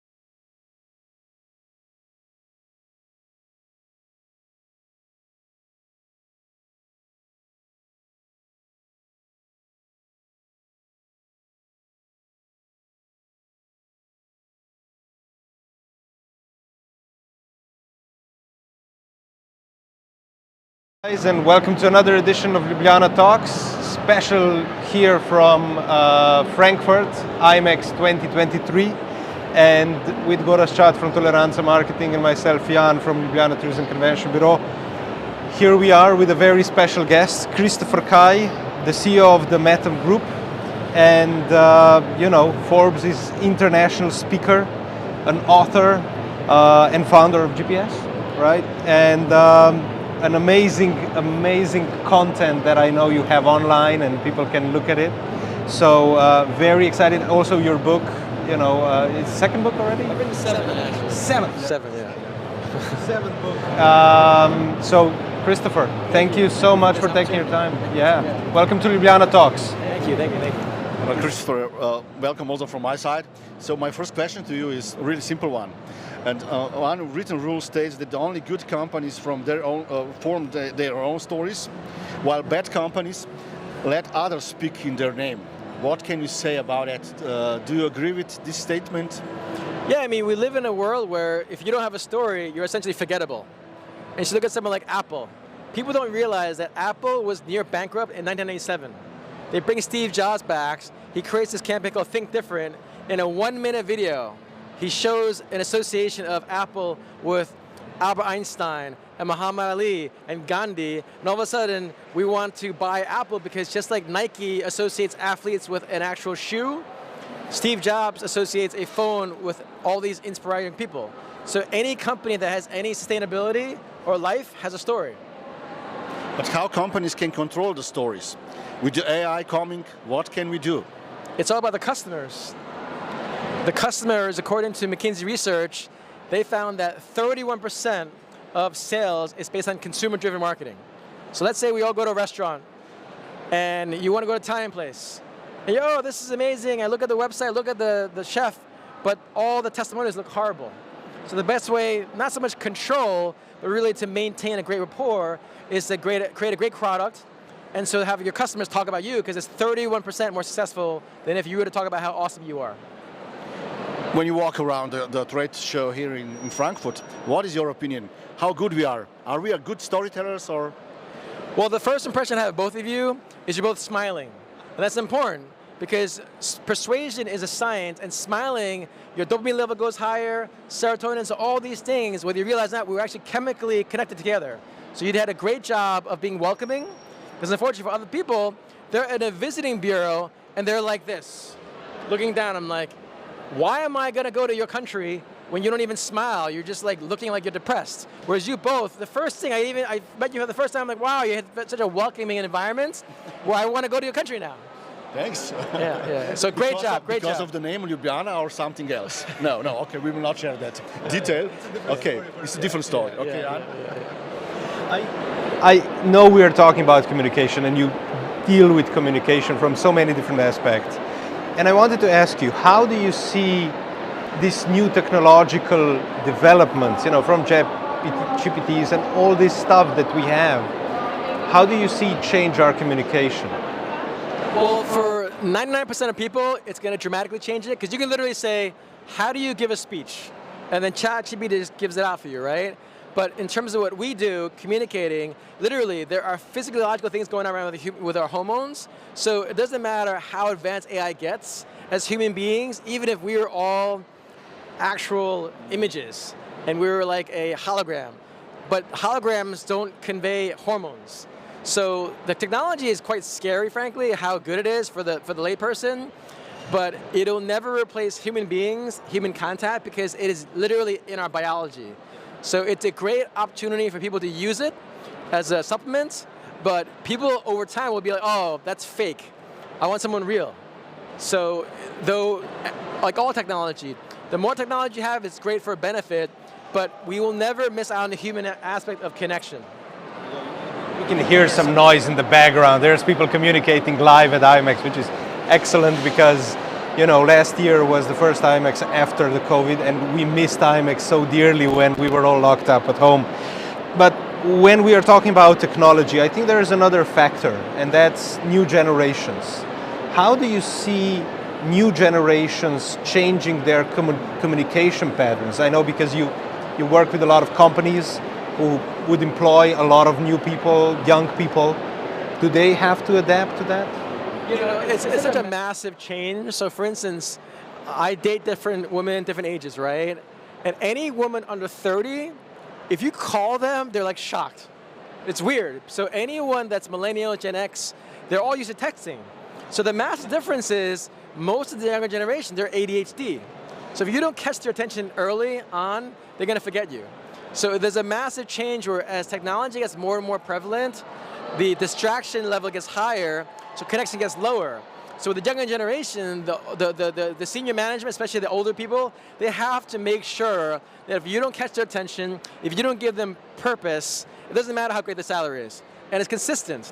After the pandemic, the younger generation is like, oh, I love this work for home thing. The older generation is like, you're coming back to the office. Mm-hmm. New generation, like Airbnb is like, no, work, home, vacation is all the same thing now. So if you want to attract the highest talents, you better get in line with what's going on where they want meaning, they want purpose, but the best way to communicate is what they want in their purpose. Not old schools where here's your salary, here's your job, here's your cubicle. They're not going to have that. You will have no employees in the next 20 years if you keep the old school mentality. So it's a massive tectonic shift. So important what you're saying. I think we've had a couple of conversations recently that all kind of indicate, but from different perspectives, right, the same kind of shift. And I think it's very relevant because we've been communicating in the same way for such a long time, and changes now have come in such a short time that we are still kind of trying to figure it out. You know, starting with incentives, for example, you know, how to motivate the new group of people that you have. There's been all kinds of interesting situations where one would say, you know, is tourism really the way how, you know, just travel? We had a conversation about going on a boat, going somewhere else. It's so important that you create an experience which is memorable, and if you want to motivate them, one that they cannot buy. So, do you think that there is a shift in the values also with the young generation? I think, again, there's a book by Daniel Pink, and it talked about motivation. And everything is studies, everything is science, right? So science of motivation is autonomy, mastery, and purpose. So for instance, I live in Miami. People love yachts, especially women, but men and women, right? But imagine you create an experience where you go to work, where you feel relaxed, where you're enjoying yourself, where you have people there, there's lighting outside, there's sunlight coming into your mind. So there's many ways to create an experience of joy, of autonomy, of mastery, and purpose. And that's science-based persuasion relative to how you drive people, right? Mm-hmm. Younger generation, again, since they're so inundated and all this connection stuff, and it's not just Hulu or Amazon or Instagram, it's everything. Where when you think about it, 16 years ago, the iPhone came out. We've been around for 200,000 years. But for the last 20 years, it's not just, oh, every generation changes. No, this generation, our generation has shifted so much dramatically that you can talk to anyone in the world. Like we're all sitting here, we're all people here, right? But you're from Slovenia, I'm from the US. But yet here we are, someone emailed me and said, oh, we'd love to invite you to this amazing talk. And I said, yes. How can that happen? In a span of a millisecond, we're all connected in person now, right? But what is the role of the influencers in this world? What is the role of what? Influencers. Oh, yeah. They are still there. What is going on? The influencers in the past were the movie stars like Brad Pitt or Angelina Jolie. Yeah. Influencers now online, you have more influential people online, like a Jake Paul or Mr. Beast, who has billions of views. They have more views than Brad Pitt. So it's shifted so much because it's democratized the ability to communicate. Every single person in this world has a story. And that's why I always talk about with my clients, with countries, with conferences, with businesses, with CEO clients. It's all about how you communicate your story. But with the younger generation, again, if you don't catch their attention span, whether with this cool hair, with your cool hair, with your great smile, you're lost. Interesting. So, I heard that you know Elon Musk. How did you approach him? So I wrote a book about networking with billionaires and executives. Yeah.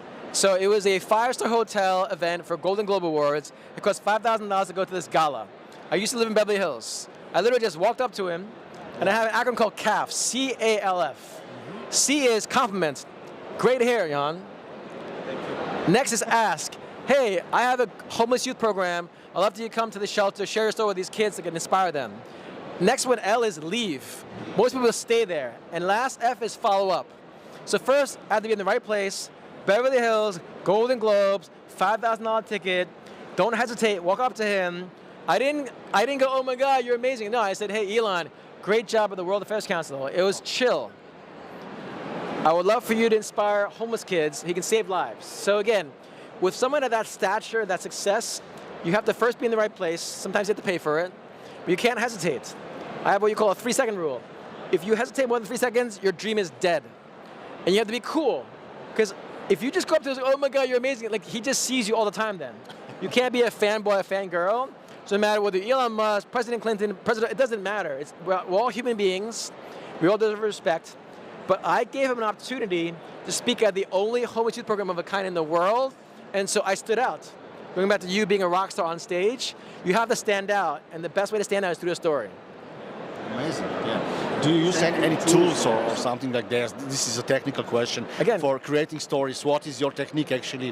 When you have a client on the other side and they want you to bring the great story on the table, you know, how do you start? You start by understanding what they want and who they want to approach. So for instance, I'm speaking tomorrow at this conference, and these association planners, they want to get clients to their event. The first thing I say is, what is your association with the people that you surround yourself with? So let's say Slovenia, I don't know much about, but I'm reading about it. It's apparently one of the fastest growing economies in Eastern Europe, and I'm like, oh, that's great, because I don't know. You guys speak English really well, so that means that's welcoming to me. But just knowing that it's one of the fastest growing European countries, that means as a business owner, I want to learn about Slovenia, you know? So if you want to attract more people to your country, it's a great prospect. So it's always about understanding who your client is, who the audience is, and how you communicate a story that relates to the audience. So this goes well also with the young talents coming to the industry. So how somebody who wants to enter the industry, because this is anyhow X and not even millennial scene. I would say 60% X generation and some baby boomers and just few Z and millennials here. How somebody who is from Z generation can approach me?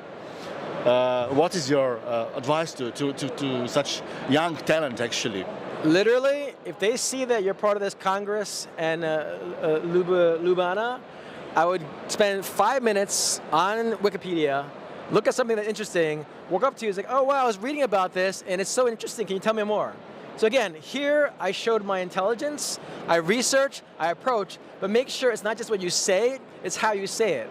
Notice how both of you, when I mentioned to you, you both have this amazing heart, you smiled a lot, great posture, right? You didn't say, hey Christopher, good meeting you. I'm looking forward to talk. It's boring. You both have this charisma and dynamism, and it's not just what you say, but how you say it. But for sure, it's always about what are you interested in? What do you most like? Because people don't care about anyone except themselves. Yeah, that's true. It's something that you said in one of the interviews, that you're an introvert. Damn. How did you break out of the shell to be such a communication guru? Well, I was first actually talked a lot as a kid. So I got punished a lot as a kid. So I was a natural extrovert as a kid. But once you do what I do for a living as a speaker, it's a performance. Mm-hmm. And I don't think people realize a performance requires talent, intention, tenacity, commitment, and focus. So since this is what I do for a living, I'm an introvert because I channel my energy that only when I'm on stage and I have the blessing and privilege of being around you all, then I project that energy to the audience all around the world. So I'm an intentional introvert, but I actually am a natural extrovert. Okay. Yeah. Maybe one comment. We have a challenge actually that approximately 40% of audience at events are introverts. What to do with them actually? How to engage them? Even tomorrow when you will have a show actually, how to play the game with the introverts in the hall. So again, just look at what these two people are doing. They're smiling. Now again, it seems simple, but just like because it's smiling, there are British researchers that found that when you smile, it's like the brain stimulation of 20. You mean happy faces? Happy faces smiling specifically. But it's like 2,000 pounds of chocolate and $25,000. So if you're an introvert, just smile more. Make sure you look in the mirror, because sometimes you don't look weird, like you won't have a natural smile, you know? But it's important to know that there's psychology and science based on this. But just smiling more, have a relaxed posture, and just hang out with people that are more extroverted. So you don't have to worry about what to say, what not to say. Just be chill, relax, and know that as an introvert, you're better off meeting quality over quantity. It's not about, I got to meet 10 people. No, you're better off meeting one person and having a great connection with that person. One more question from my side, Jan. Sorry. Hello, the content part. Make this like an hour. Yeah, like an hour. I feel that the copywriters are really afraid of AI. You know, what do you feel about it? They're really afraid, and kind of. You know, I see this as a tool more, AI, especially ChatGPT. To me, it's a kind of great tool I will use in future for sure. For example, I can find great hashtags for my articles, blah, blah, blah. But the copywriters are afraid. Again, every generation that has technology, people get afraid. It's normal. We're human beings. So like, for instance, bank tellers were afraid of ATM machines. When ATM machines, oh my gosh, we're not gonna have, well, guess what? ATM machines want more banks, because more banks have more money has more customers. So every technology in the beginning is always afraid, but ultimately a copywriter, which I am one myself, I love ChatGPT because I can put something in there, use it as a base, and then edit it. Because it's much easier to edit something than to create something from new. So it's actually a great resource to use. It's a great starting point, I think. Base. Yeah. And I think it's so exciting that it's in the time that we're living. But I have one more question. I know Goras has his short ones. I don't want to be a referee. No. I have short ones to you. But I have one interesting thought that I was discussing just a couple of days ago. Our use of mobile technology, we touched on this, right? And there are so powerful tools on that. There's also tools that we know are being abused, especially by young people. Do you think that just like smoking 40 years ago, you know, it was pregnant women smoking, it was everybody was smoking everywhere, in the plane and everywhere. Do you think that we're gonna develop a similar relationship with the mobile phone and limiting, let's say, the use of certain tools or certain smartphones to, let's say, under 18-year-olds? They're already doing it now. When you know that people from Facebook and Google are limiting their own kids in terms of their access, you know that there's a serious problem. And they've studied this. Those that are online usually have lower self-esteem because they're always looking online to see the life of someone else. So it's already happening now, but in 20, 30, 40 years when they study it, because again, our smartphones, 16 years old. YouTube, Facebook, Instagram, TikTok, all these things are so new that, of course, they're not going to promote how dangerous it is, but of course it's dangerous. But like all things, everything that comes with benefits comes with destructive things too. But it's all about our mindset. It's about how we choose to see things. Technology can be great, technology can be bad. The atom bomb was great, and it's also bad. Nuclear energy is great, you know, so it all comes down to us as a human species on perspective. Everything that is ever been created is from human beings, but as long as we look at the brighter side and the more purposeful side, we're always going to do better. Well, It's a great way to wrap it. yeah, love it. So short questions for you. TikTok versus Twitter. Your comment? So You should decide for one answer for you. no, it just, again, it always comes down to the audience. Okay. Older generation, TikTok, because they can write stuff.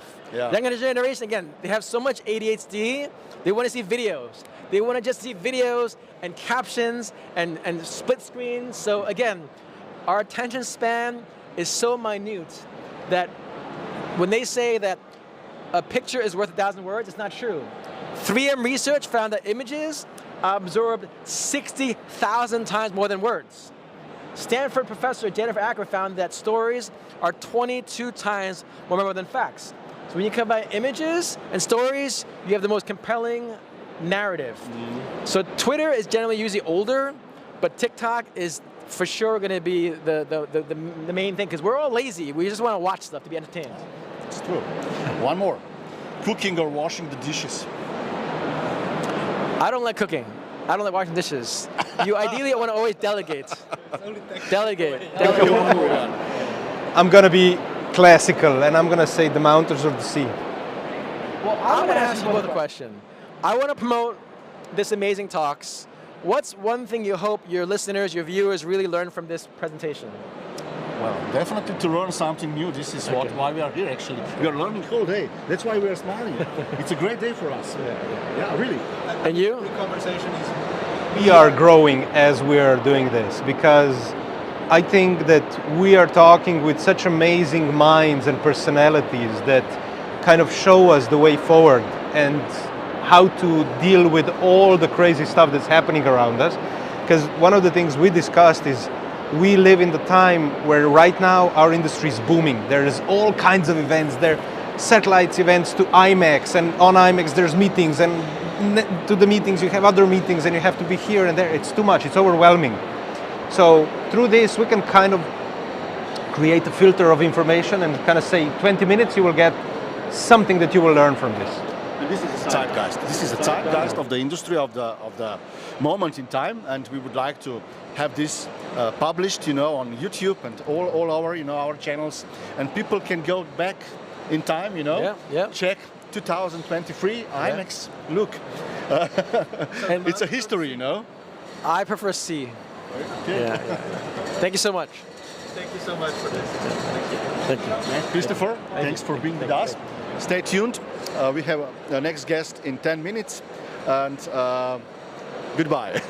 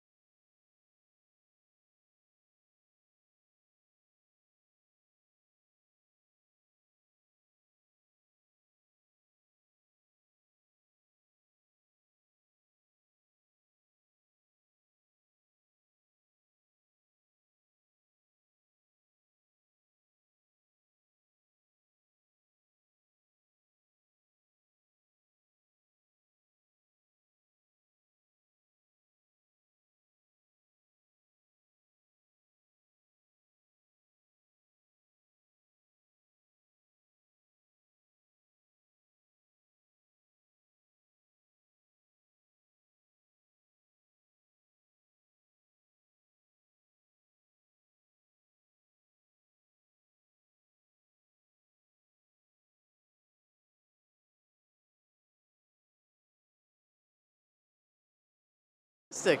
Hi everybody, we are back at IMEX, Ljubljana Talks. We have a special guest here in our podcast studio, Janet Sperstedt, a seasoned professional with 25 years of experience in meeting and event management. As the faculty director of Madison College Event Management Business School Solutions and a faculty member of their prestigious Event Management Associate Degree Program, she has shaped the field through her expertise. Janet really has a lot of experience also in teaching younger generation and doing something which is really important for all of us, because after Corona, younger generation lost a little bit of passion for our industry. Yes. So Janet, how is to work with younger generation, and what are you doing to actually inspire them to come them. into our industry, right? Yes. Well, it's interesting because our industry has changed, and their focus of what they thought it was has changed. Like for all of us, what we do, we are doing it differently. And so people are working differently as well anywhere in the world. And they are really interested. The younger generation loves autonomy. They love to do what they want to do it when they want to do it.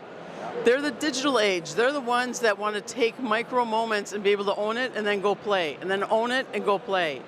And so I think that's no different than a lot of businesses. They still are very interested in doing work with people. And ultimately, that's what we do. We create experiences for people, and they love that piece of it. Whether they go on the supply side of it, being a service provider or hotel, or the event management side of it, they also really love and inspired by travel. You know, they have the backpacks and the luggage on their back, and they're ready to go. So it's really helped shaping what is it we do, which has changed a little bit more, because we are looking at creating experiences that have micro moments of connection, as well as the big bangs of excitement and brand recognition. And so they're interested, and yet they are offered a lot of opportunities to go off and do different things. And so they work differently, they think a little bit differently, but every day I'm blessed to be able to work with them because they inspire me and keep it fresh for me. Really nicely put.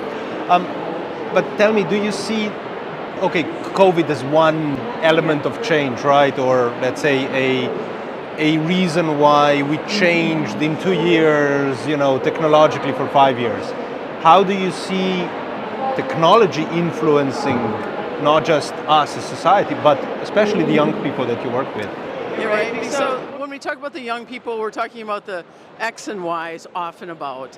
And so they've grown up differently, right?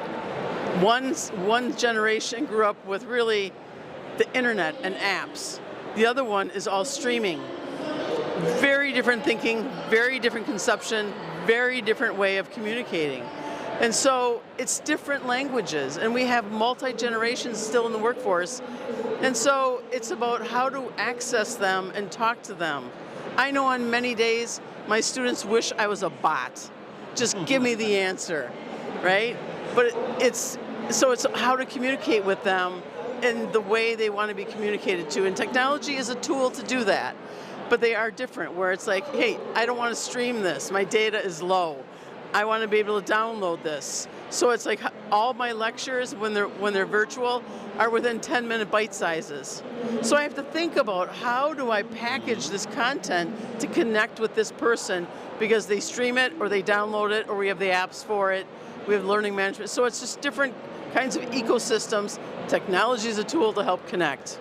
So you have been able to figure it out in a way that you're doing a 10 minutes bite sizes for the online lectures? Yes, so every single one, it's like, so I'm like, okay, this is closing out this. And then I reopen. So if they want to pause it and move on or go practice an assignment, then they know where to come back to. So it's really thinking about it differently.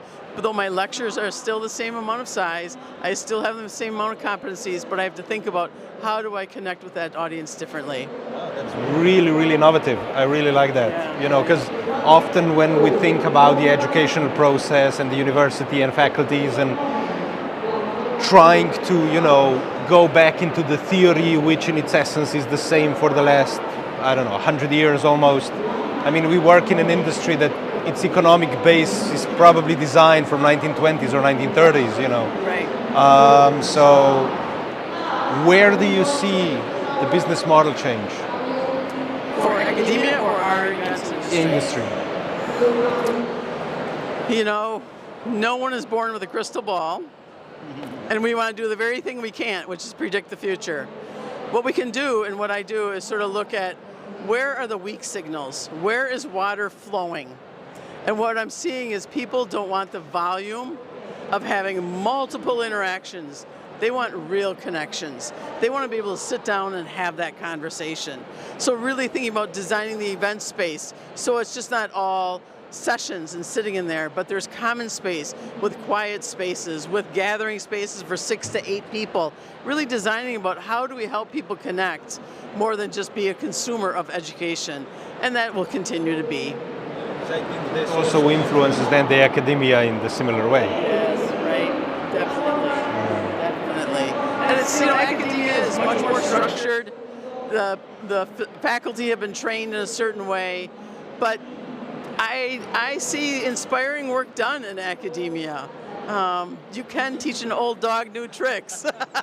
Not that I called myself old, nor my colleagues. I see also a switch from logistics to high-tech business. Actually, I used to say many times to my colleagues, we are now a high-tech industry. Yeah. If you do all types of events, Yeah. especially hybrid and Yeah. digital and virtual, metaverse and so on. So how can you get that knowledge, you know? How do you communicate? How do you connect with different faculties to get this specific knowledge we need now, actually? So Yeah. this is urgent, actually. Well, so, we go underground and we're a secret group. But I mean, the world is a small place, and so people who are really in academia teaching event management, there's not a lot of people out there. We identify, we know who we are, we have shared practices. There's a faculty forum here that we gather, just sort of like every other attendee, right? You get into your cohorts, you talk to your language, you connect in different ways. Even in academia, I work at a 2-year technical college, very specific. People come in, get this knowledge, and they go off and get the job. 4-year university has a little longer runway with them. They have 4 years, then they go on to advanced degrees. So the needs are different. How I communicate, how they communicate, it's very different. I get 24 months with them. So I'm in and I'm out, and I give them the core sets. So it's different and nuanced in every job, but academia is really shaping because every day we see the future sitting in our chairs. And if we don't change, we lose them. So we're almost somewhat of a weak signal of understanding what's going to be happening to the buyers coming into the next part of the industry. Being in touch, I mean, you are an expert on our industry, and you're in touch with the future, right? And we are now at IMEX, which is a part of our industry. It's an integral element of our yearly calendar. And we do it in a very similar fashion from year to year. I mean, IMEX is really trying very hard to bring in content and opportunities for development and attraction, but the essence is this. So do you see this concept of the stands and all this as where we need to stay, or do you see a way that we could somehow do it in a different way? I still see these stands happening. I also serve on the International Association Exhibitions and Events Board of Directors. We're trade shows, we're exhibitions.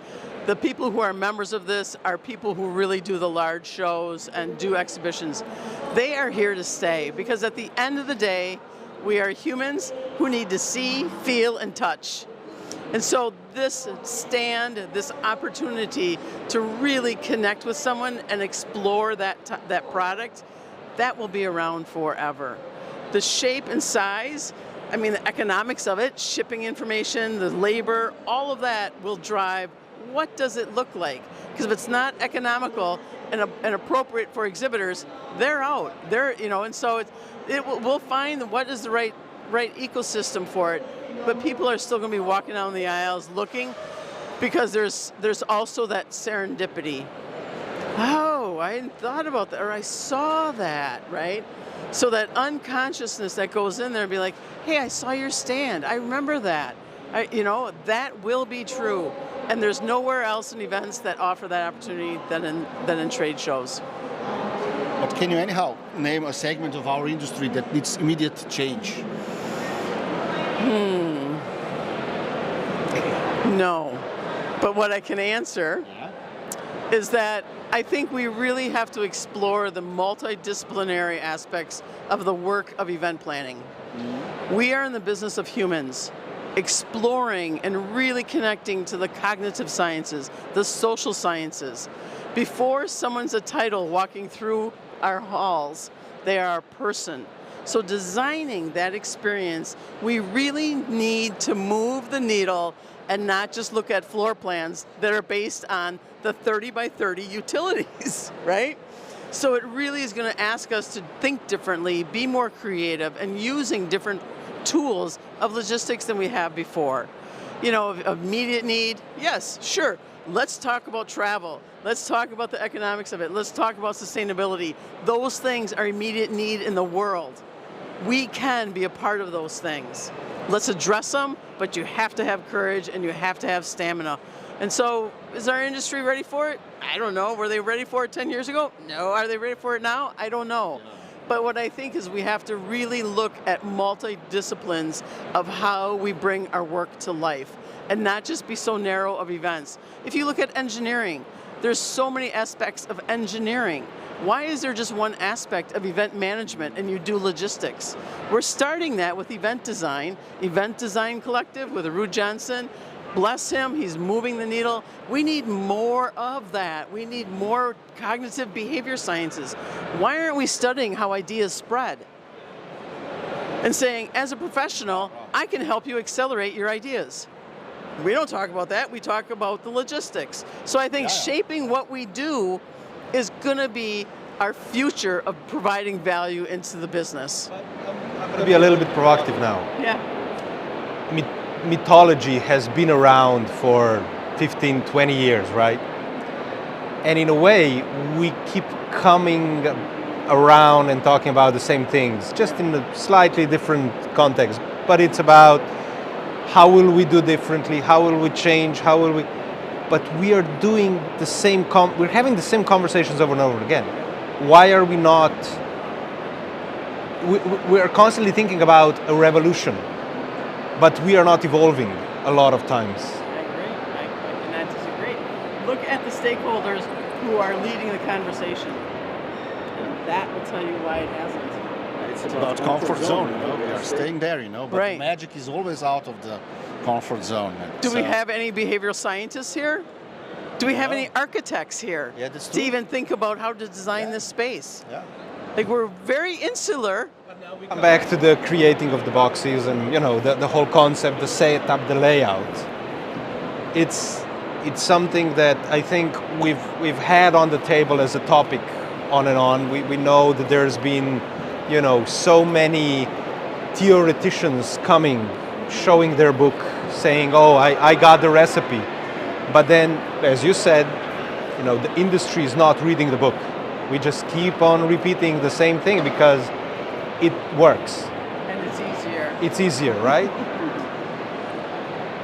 But at the same time, we've been having these conversations about, you know, our industry struggles with finding new people. We struggle with embracing new technologies. We're having trouble reaching new people. Where would you say we need to actually start?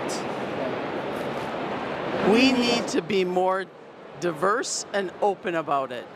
We're leaving people outside of our audience that do the work, that support the work, and our stakeholders, because we are not inclusive enough. We do not create a sense of belonging for everyone. I just moderated a session for A Voice for All on neurodivergence and neuroinclusion events. We are a very small sector of who we interact with, and we do not cast a wide net of belonging, and we don't welcome everybody. And that's controversial, but we don't. Look at the people who are here. Yes, they're all professionals that relate to this. But before they're a professional, they are a human. We have to come back to the people, and we have to think outside of ourselves and look at different perspectives and be more welcoming to all. And that's where our solutions will come, is not from ourselves, but learning from different perspectives. And so the next generation, right? I'm dealing with people who I don't identify in a binary situation. We better bring that on, and we better start really being more inclusive, because they make choices based on that. Because they're like, oh, well, I can't express myself that way? Not going in it. So we're missing out opportunities. Oh, absolutely. If you're not purposefully including, you are always going to be excluding. And you're going to be losing out on talent, on stakeholder opportunities, on customer opportunities. And so we have to really expand our sense of belonging.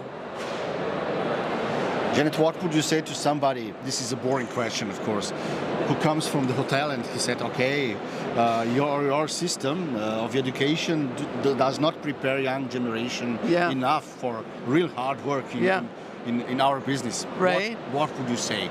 I hear that. I hear that, right? They're like, it's quite often in Slovenia. Yeah, and it's like, okay, we have students, but they don't want to work.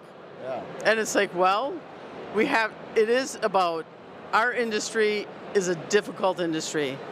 And I tell students, if you don't like stress, get out. Because it is stressful, because everything looks good on paper until you add humans. And so you can't control that.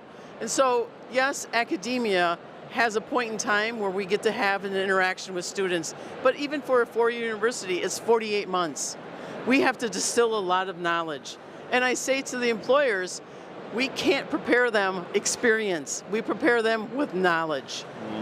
We are a partnership in the long term of this student, in the long term of this employee. I will prepare them with the knowledge to come in, but you have to really provide experience and mentorship. It's a partnership. I can't do that, and the students won't pay for it. And so we have to work together on how to blend that together. And also the student knows, yes, I'm not going to come in and be a director or a manager. It's like, yeah, it doesn't work that way. You have to go out, because knowledge only gives you access to be able to do things, but experience and wisdom is where the success comes. So it's that partnership, and it's hard because we have so many jobs open to us. They're like, give me students, and they're like, they don't want to work. And it's like, well, you have to help shape them, set the expectation, because their life before they met you was a different lifestyle. And so we can't ask them to be something that they're not, but having clear expectations of what success looks like and then what failure looks like, and being very clear. And so that's where it's been really helpful, because some of my students lead some of North America's largest trade shows. And so they were like, oh, you weren't kidding. It is up at 4 and it is down at midnight. And then you turn around, it's like, yes it is. Yes, it is. So it's like, yes, you're going to be wearing different kinds of shoes in the middle of the day and changing it and all those things, right?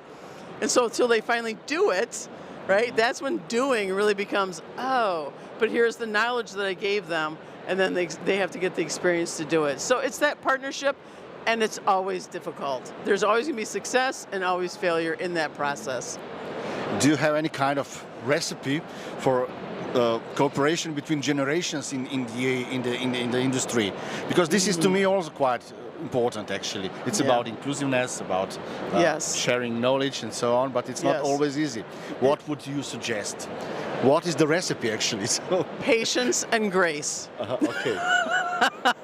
And I always tell them, we need patience and grace with all of us, because we have different people who speak different languages. We're different ages, different cultures. We grew up differently. And so you have to find your voice to ask questions and give each other patience and grace to learn from it. Because I said, it's not my job to learn. It's your job. It's my job to help access information in different ways. So it's really just sort of setting that tone of, we're not perfect, we're humans.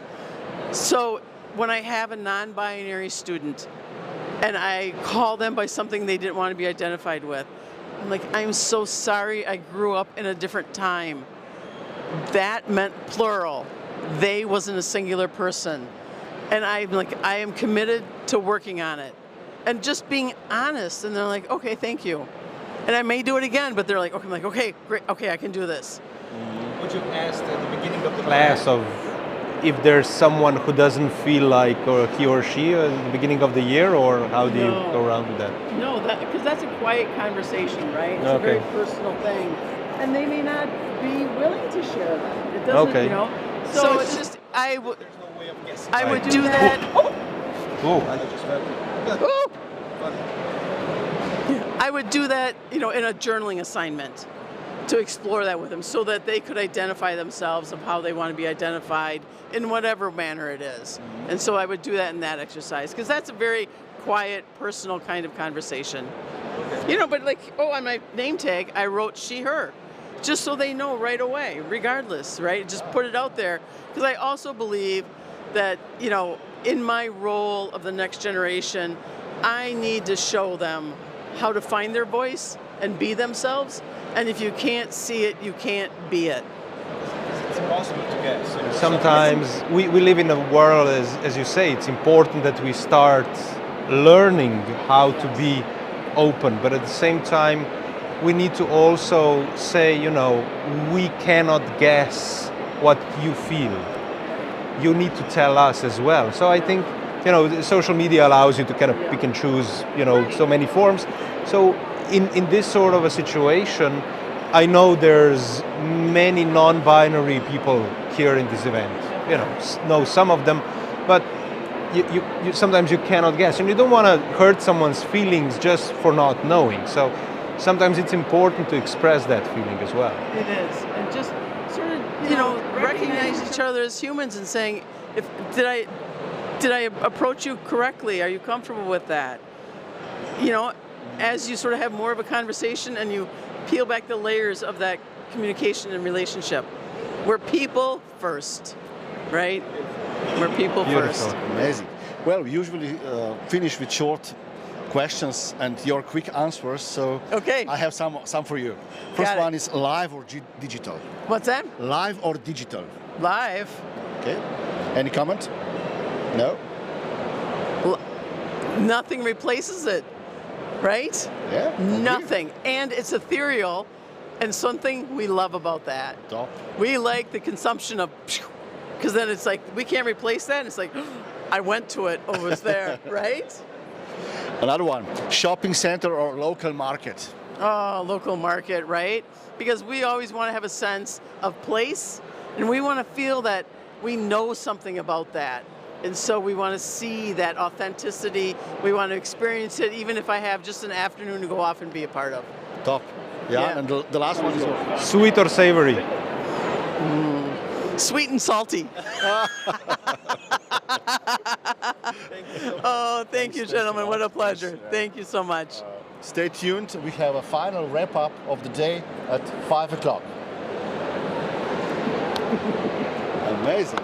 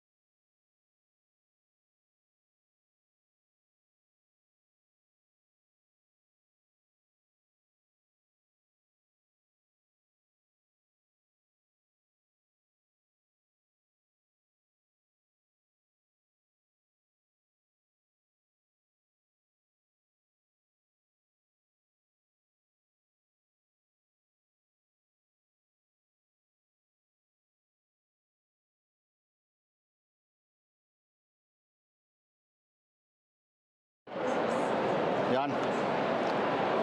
I'm a video. Yeah. Hello everybody and welcome to another edition of Ljubljana Talks. And today and right now I'm here with Goras Chad from Toleranza Marketing, myself Jan Orsic from Ljubljana Tourism Convention Bureau, and with us we have two esteemed guests, so Pori Gilligan from Solnua and Boštjan Hornak from Liberty Adriatic. Hello.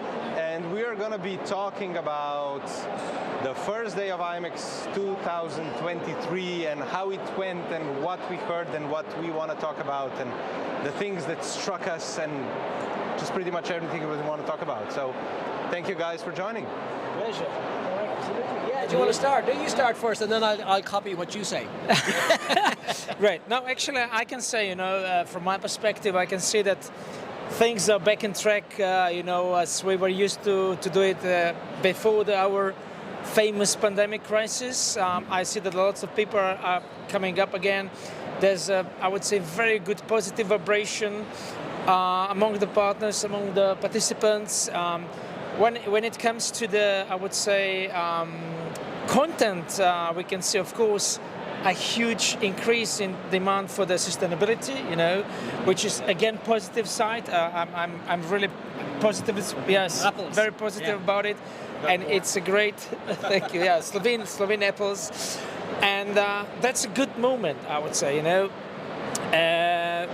Well, I'm always, Goras, you know it yourself too, that prior to COVID, clients were interested into that topic. A little bit. Now I can see that there's much more interest and there's really requests coming for it. Yeah. So that's I would say I would be my message for today. I can say extremely lively.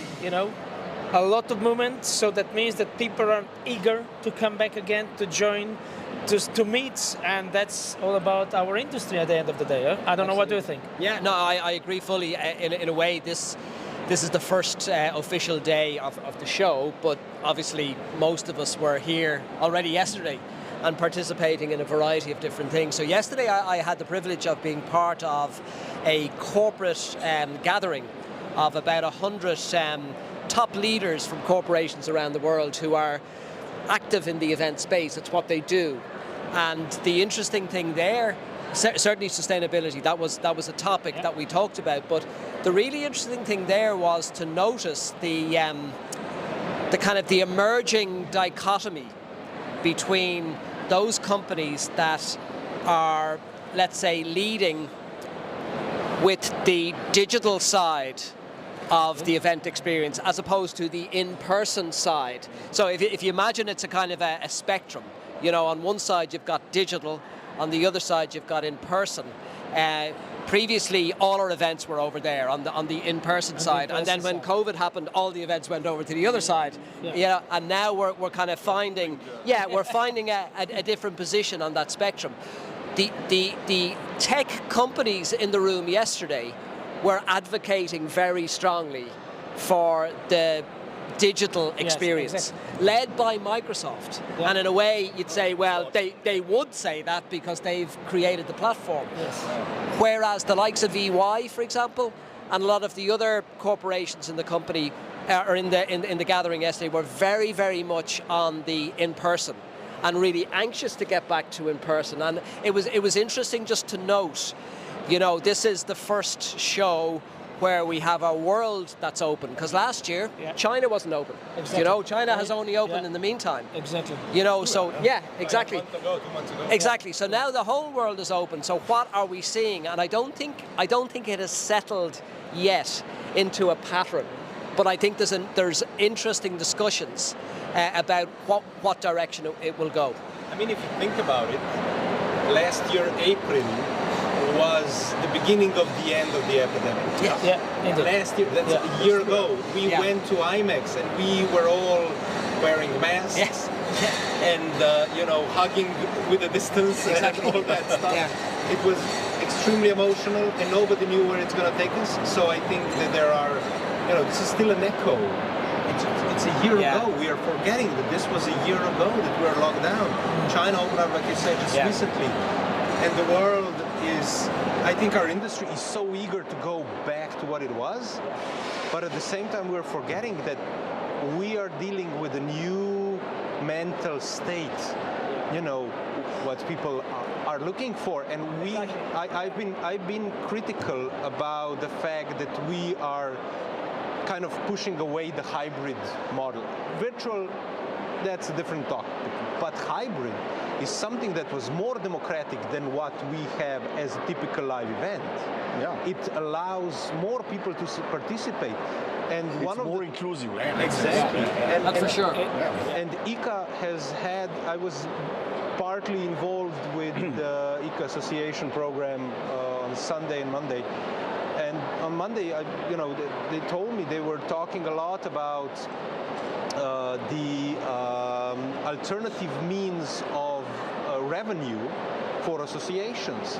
And some are really thinking of becoming PCOs, or they're thinking of doing whatever, or they, but the core idea is if you are an association, if you can actually make your audience, your membership larger by creating content that is available to those who are not capable or willing or don't have the possibility to travel, then you're actually creating another revenue stream.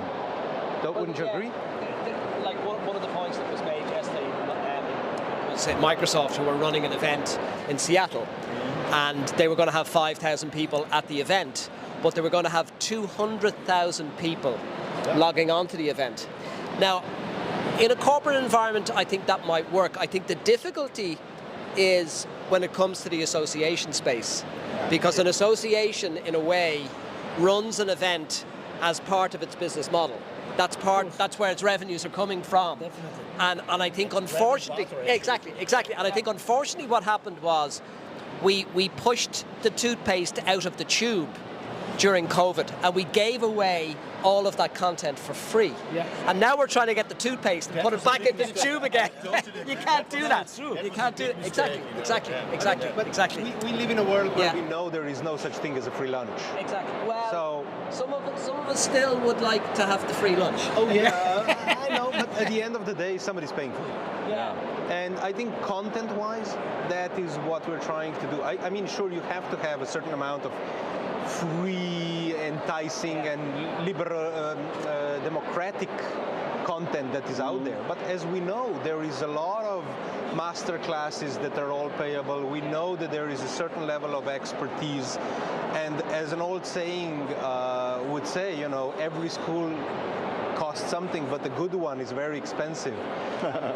So, perhaps COVID wasn't good for us. with the associations as well. Yeah, I'm not that much involved in the associations, but exactly when you guys talk about this type of business, which is mainly, I would say, into the meetings, and then actually when there's a single event, then I would definitely also consider and understand those clients. But when it comes to the, I would say, MICE business, I mean the incentives, the pure incentives, this I still believe, and I'm convinced that nothing can beat the live, I would say, gathering, at the end of the day, experience, and so on, what all the incentives are about, Well, one of the saddest memories that I have of COVID was hearing about an incentive travel experience that had been postponed, but they wanted to recognize the qualifiers, so they organized an online awards ceremony. And they kind of sent out the food and the bottle of champagne to, and they asked them all to put on their kind of tuxedos and sit in front of a screen. And I'm thinking, that's sad. I mean, it's a good effort, but it's sad. It was probably just the top part of the tuxedo with the, You're all wearing pajamas. nothing. One company in Slovenia survived because of that. The company. Yeah. It's a team building agency. They survived because of that. But coming back to you, Boštjan, with AI knocking on our doors, do you still believe that trade show is something which is part of your marketing mix, or you are thinking about something else, Well, just provoking. No. It's a very good question. I mean, look. Anyhow, I think that we all, as an industry, should probably reconsider I would say, our type of sales activities. I'm not so much sure that the trade show would go forever. I don't think we are all still considering this. Okay, yes, definitely, it's great place, great time to meet the clients and everything, but at the same time, when we take into consideration all the time being spent, all the costs and everything, I think that we as an industry should maybe reconsider a lot of different options of the sales, that we are doing. It's a kind of nostalgia, right? Yeah. So what is your first memory about IMEX, for example, Borik? Oh, my first memory about IMEX, well, it goes back a long time, so I've probably forgotten it. So, maybe my first memory is not my first memory, really. The first thing I can remember is actually a different thing from my first memory. But anyway, it's definitely it's the feeling of connecting with other people. It's the feeling of building relationships. It's the feeling, particularly of going the first time and then going the second time and meeting people that you had met before, and now there's more of the relationship. It's like a layered thing, and in ways, I'm obviously, like us all, I'm fascinated by AI and by Chat GPT, although I think it's a circus trick at the moment. I mean, I'm more curious about this circus trick than I have actually figured out what it's going to mean. But in relation to what trade shows foster ultimately, which is trust, I don't think you can create that through artificial intelligence. I don't think trust is a quality that you can foster in some kind of a digital environment. It's just not going to work. So in a way, if I think about my career in business, I always wanted to do business with people whom I could trust. And you know that, Boston. Yeah, that's the way it is. Yeah. Guys, you're coming with side projects. You have side member tag here, and side is coming to Slovenia. Borik is my jacket. Look, I can give it to you. Yeah, of course. What can you say? What do you expect from Slovenia coming back from this trade show story to the real networking, which will happen in what, 3 weeks time? No, in July. In July, yeah, in July. The 15th of July. Yeah, exactly. yeah. You go first. Well, I can say as a destination we can be extremely proud and happy that this event at the end will go to Slovenia. I mean, there are so many destinations that are bidding for the same thing within Europe, and we as a destination think we can be extremely proud that sites will come to Slovenia in July. We're happy to see all the hosted buyers, and I think at the same time it's also kind of recognition to our hard work, to our presentation of the Slovenia through the site excellence. I would say that's my personal belief, but you will say more, Borik, that actually this event is coming to us. Well, I think that, in the history of associations, there's always been, I think, the connection between the association and the destination. And the relationship between SITE and Slovenia is not young. It's an old relationship. It's been going on for many years. So it's a relationship that has a lot of trust built up in it. And, personalities like yourself, Jan, personalities like you, Gorash, you've been part of that. You're trusted in this industry. You're associated with the destination. And, people who are members of SITE know that. And they're going to, those who haven't been to Slovenia before are going to Slovenia in the knowledge that they're going to see trusted friends and individuals who've been part of that destination, who've lived the personality of that destination, and who have been ambassadors for the destination for so long. I mean, I feel there's maybe, 5 countries in the world that I feel a very, very special level of affinity with, for whatever reason. I don't know whether it's a cultural thing, whether I've got some sort of weird Slovene gene buried deep within me, or you know. There is a historic connection between the Irish and Slovenians, but I'll tell you that over the drink. So I think there might be some Celtic connection, but anyway, I've always felt a great kind of affinity. I think just car, eh? Yeah. Not just green car. No, do you know what I think it is? I think it's the small country phenomena. I think when you're a small country, it gives you a particular kind of view of the world. And if you're a small country that's surrounded by bigger, more powerful countries, your view of the world is sharpened even more. And I think Slovenians and Irish people are living in that reality. It has shaped who we are. It has shaped our personality. It has shaped how we see the world. And I think it has given us, I would think that it's given us really which is the most precious thing of all, it's given us a great sense of humour, do you know? And that's a wonderful thing. But we laugh a lot. We talked about that with colleague Kadri from Estonia. Yeah. Exactly the same actually story occurred before. So it's quite interesting. I agree with you definitely. That sentiment of small nations is quite specific. And we kind of feel for each other. We have the same challenges, the same issues, and we voted for you in the Eurovision. There you go. And funny you should say that. I wanted to say, you know that Eurovision is the largest hybrid event in the world. Oh, I bet you. That's for sure. If you think about it, it's a hybrid event. Yeah, it's an amazing event. So I want to go back to what you said now. Basically, we're boiling down this conversation, and it comes down to trust. So IMEX is an opportunity to create trust. You know, sight, every time that we meet each other, it is not just recognizing the face, but kind of understanding that we are joined by the same ideals, by the same values.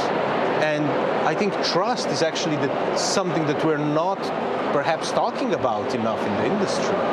But at the same time, it could be the reason why our industry is so small, because it is built on trust.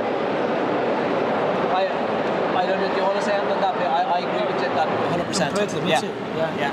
So for me, it's like, I mean, we know each other for more than just, you know, a couple of days or hours or minutes. And I find it so fascinating that when we're talking about trust, it is something that you develop and take time.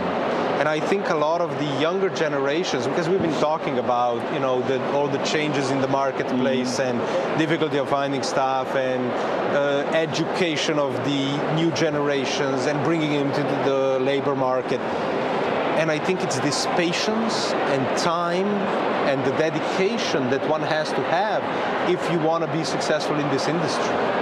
Definitely, the dedication and patience. I would call patience definitely. Very much. I mean, we could open another whole kind of area of conversation here around, like, because we're essentially of a certain kind of age category. So we've lived through traditional kind of working environments where we went into offices. And you know, exactly. Teleprinters. Even fax machines.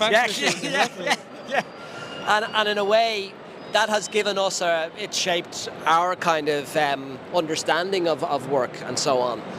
But I guess the question I have is whether the next generation, you know, if IMEX is still in existence in 10 years' time, what will it look like? You know, how will its kind of how will it express itself? How will people come together? More in the terms of interaction, like, you know, exactly. Yeah. That's really an interesting question. It is because I think, you know, the work patterns that people are involved in now are just pretty different. I was going to say radically different in some respects. You know, like there are young people in most of our cities that have never been in an office. They could be working for a global corporation, and they may have graduated, they may have finished their university online, they may have actually entered, you know, KMPG or whatever, one of the big companies, and never gone into an office and worked as part of a virtual team. A lot of incentives. That's for sure. to maintain this, you know. True. So That's true. guys, That's an interesting opportunity as well. Yeah. we are slowly running out of time, but I have some short questions for you. Is free internet access at events your fundamental right, Borik? 100%. Yeah. Okay. How do you know if an event agency is actually sustainably oriented, Ljubljana? I would only say Certificate? no. Show the data and demonstrate it. That's it. No certificate.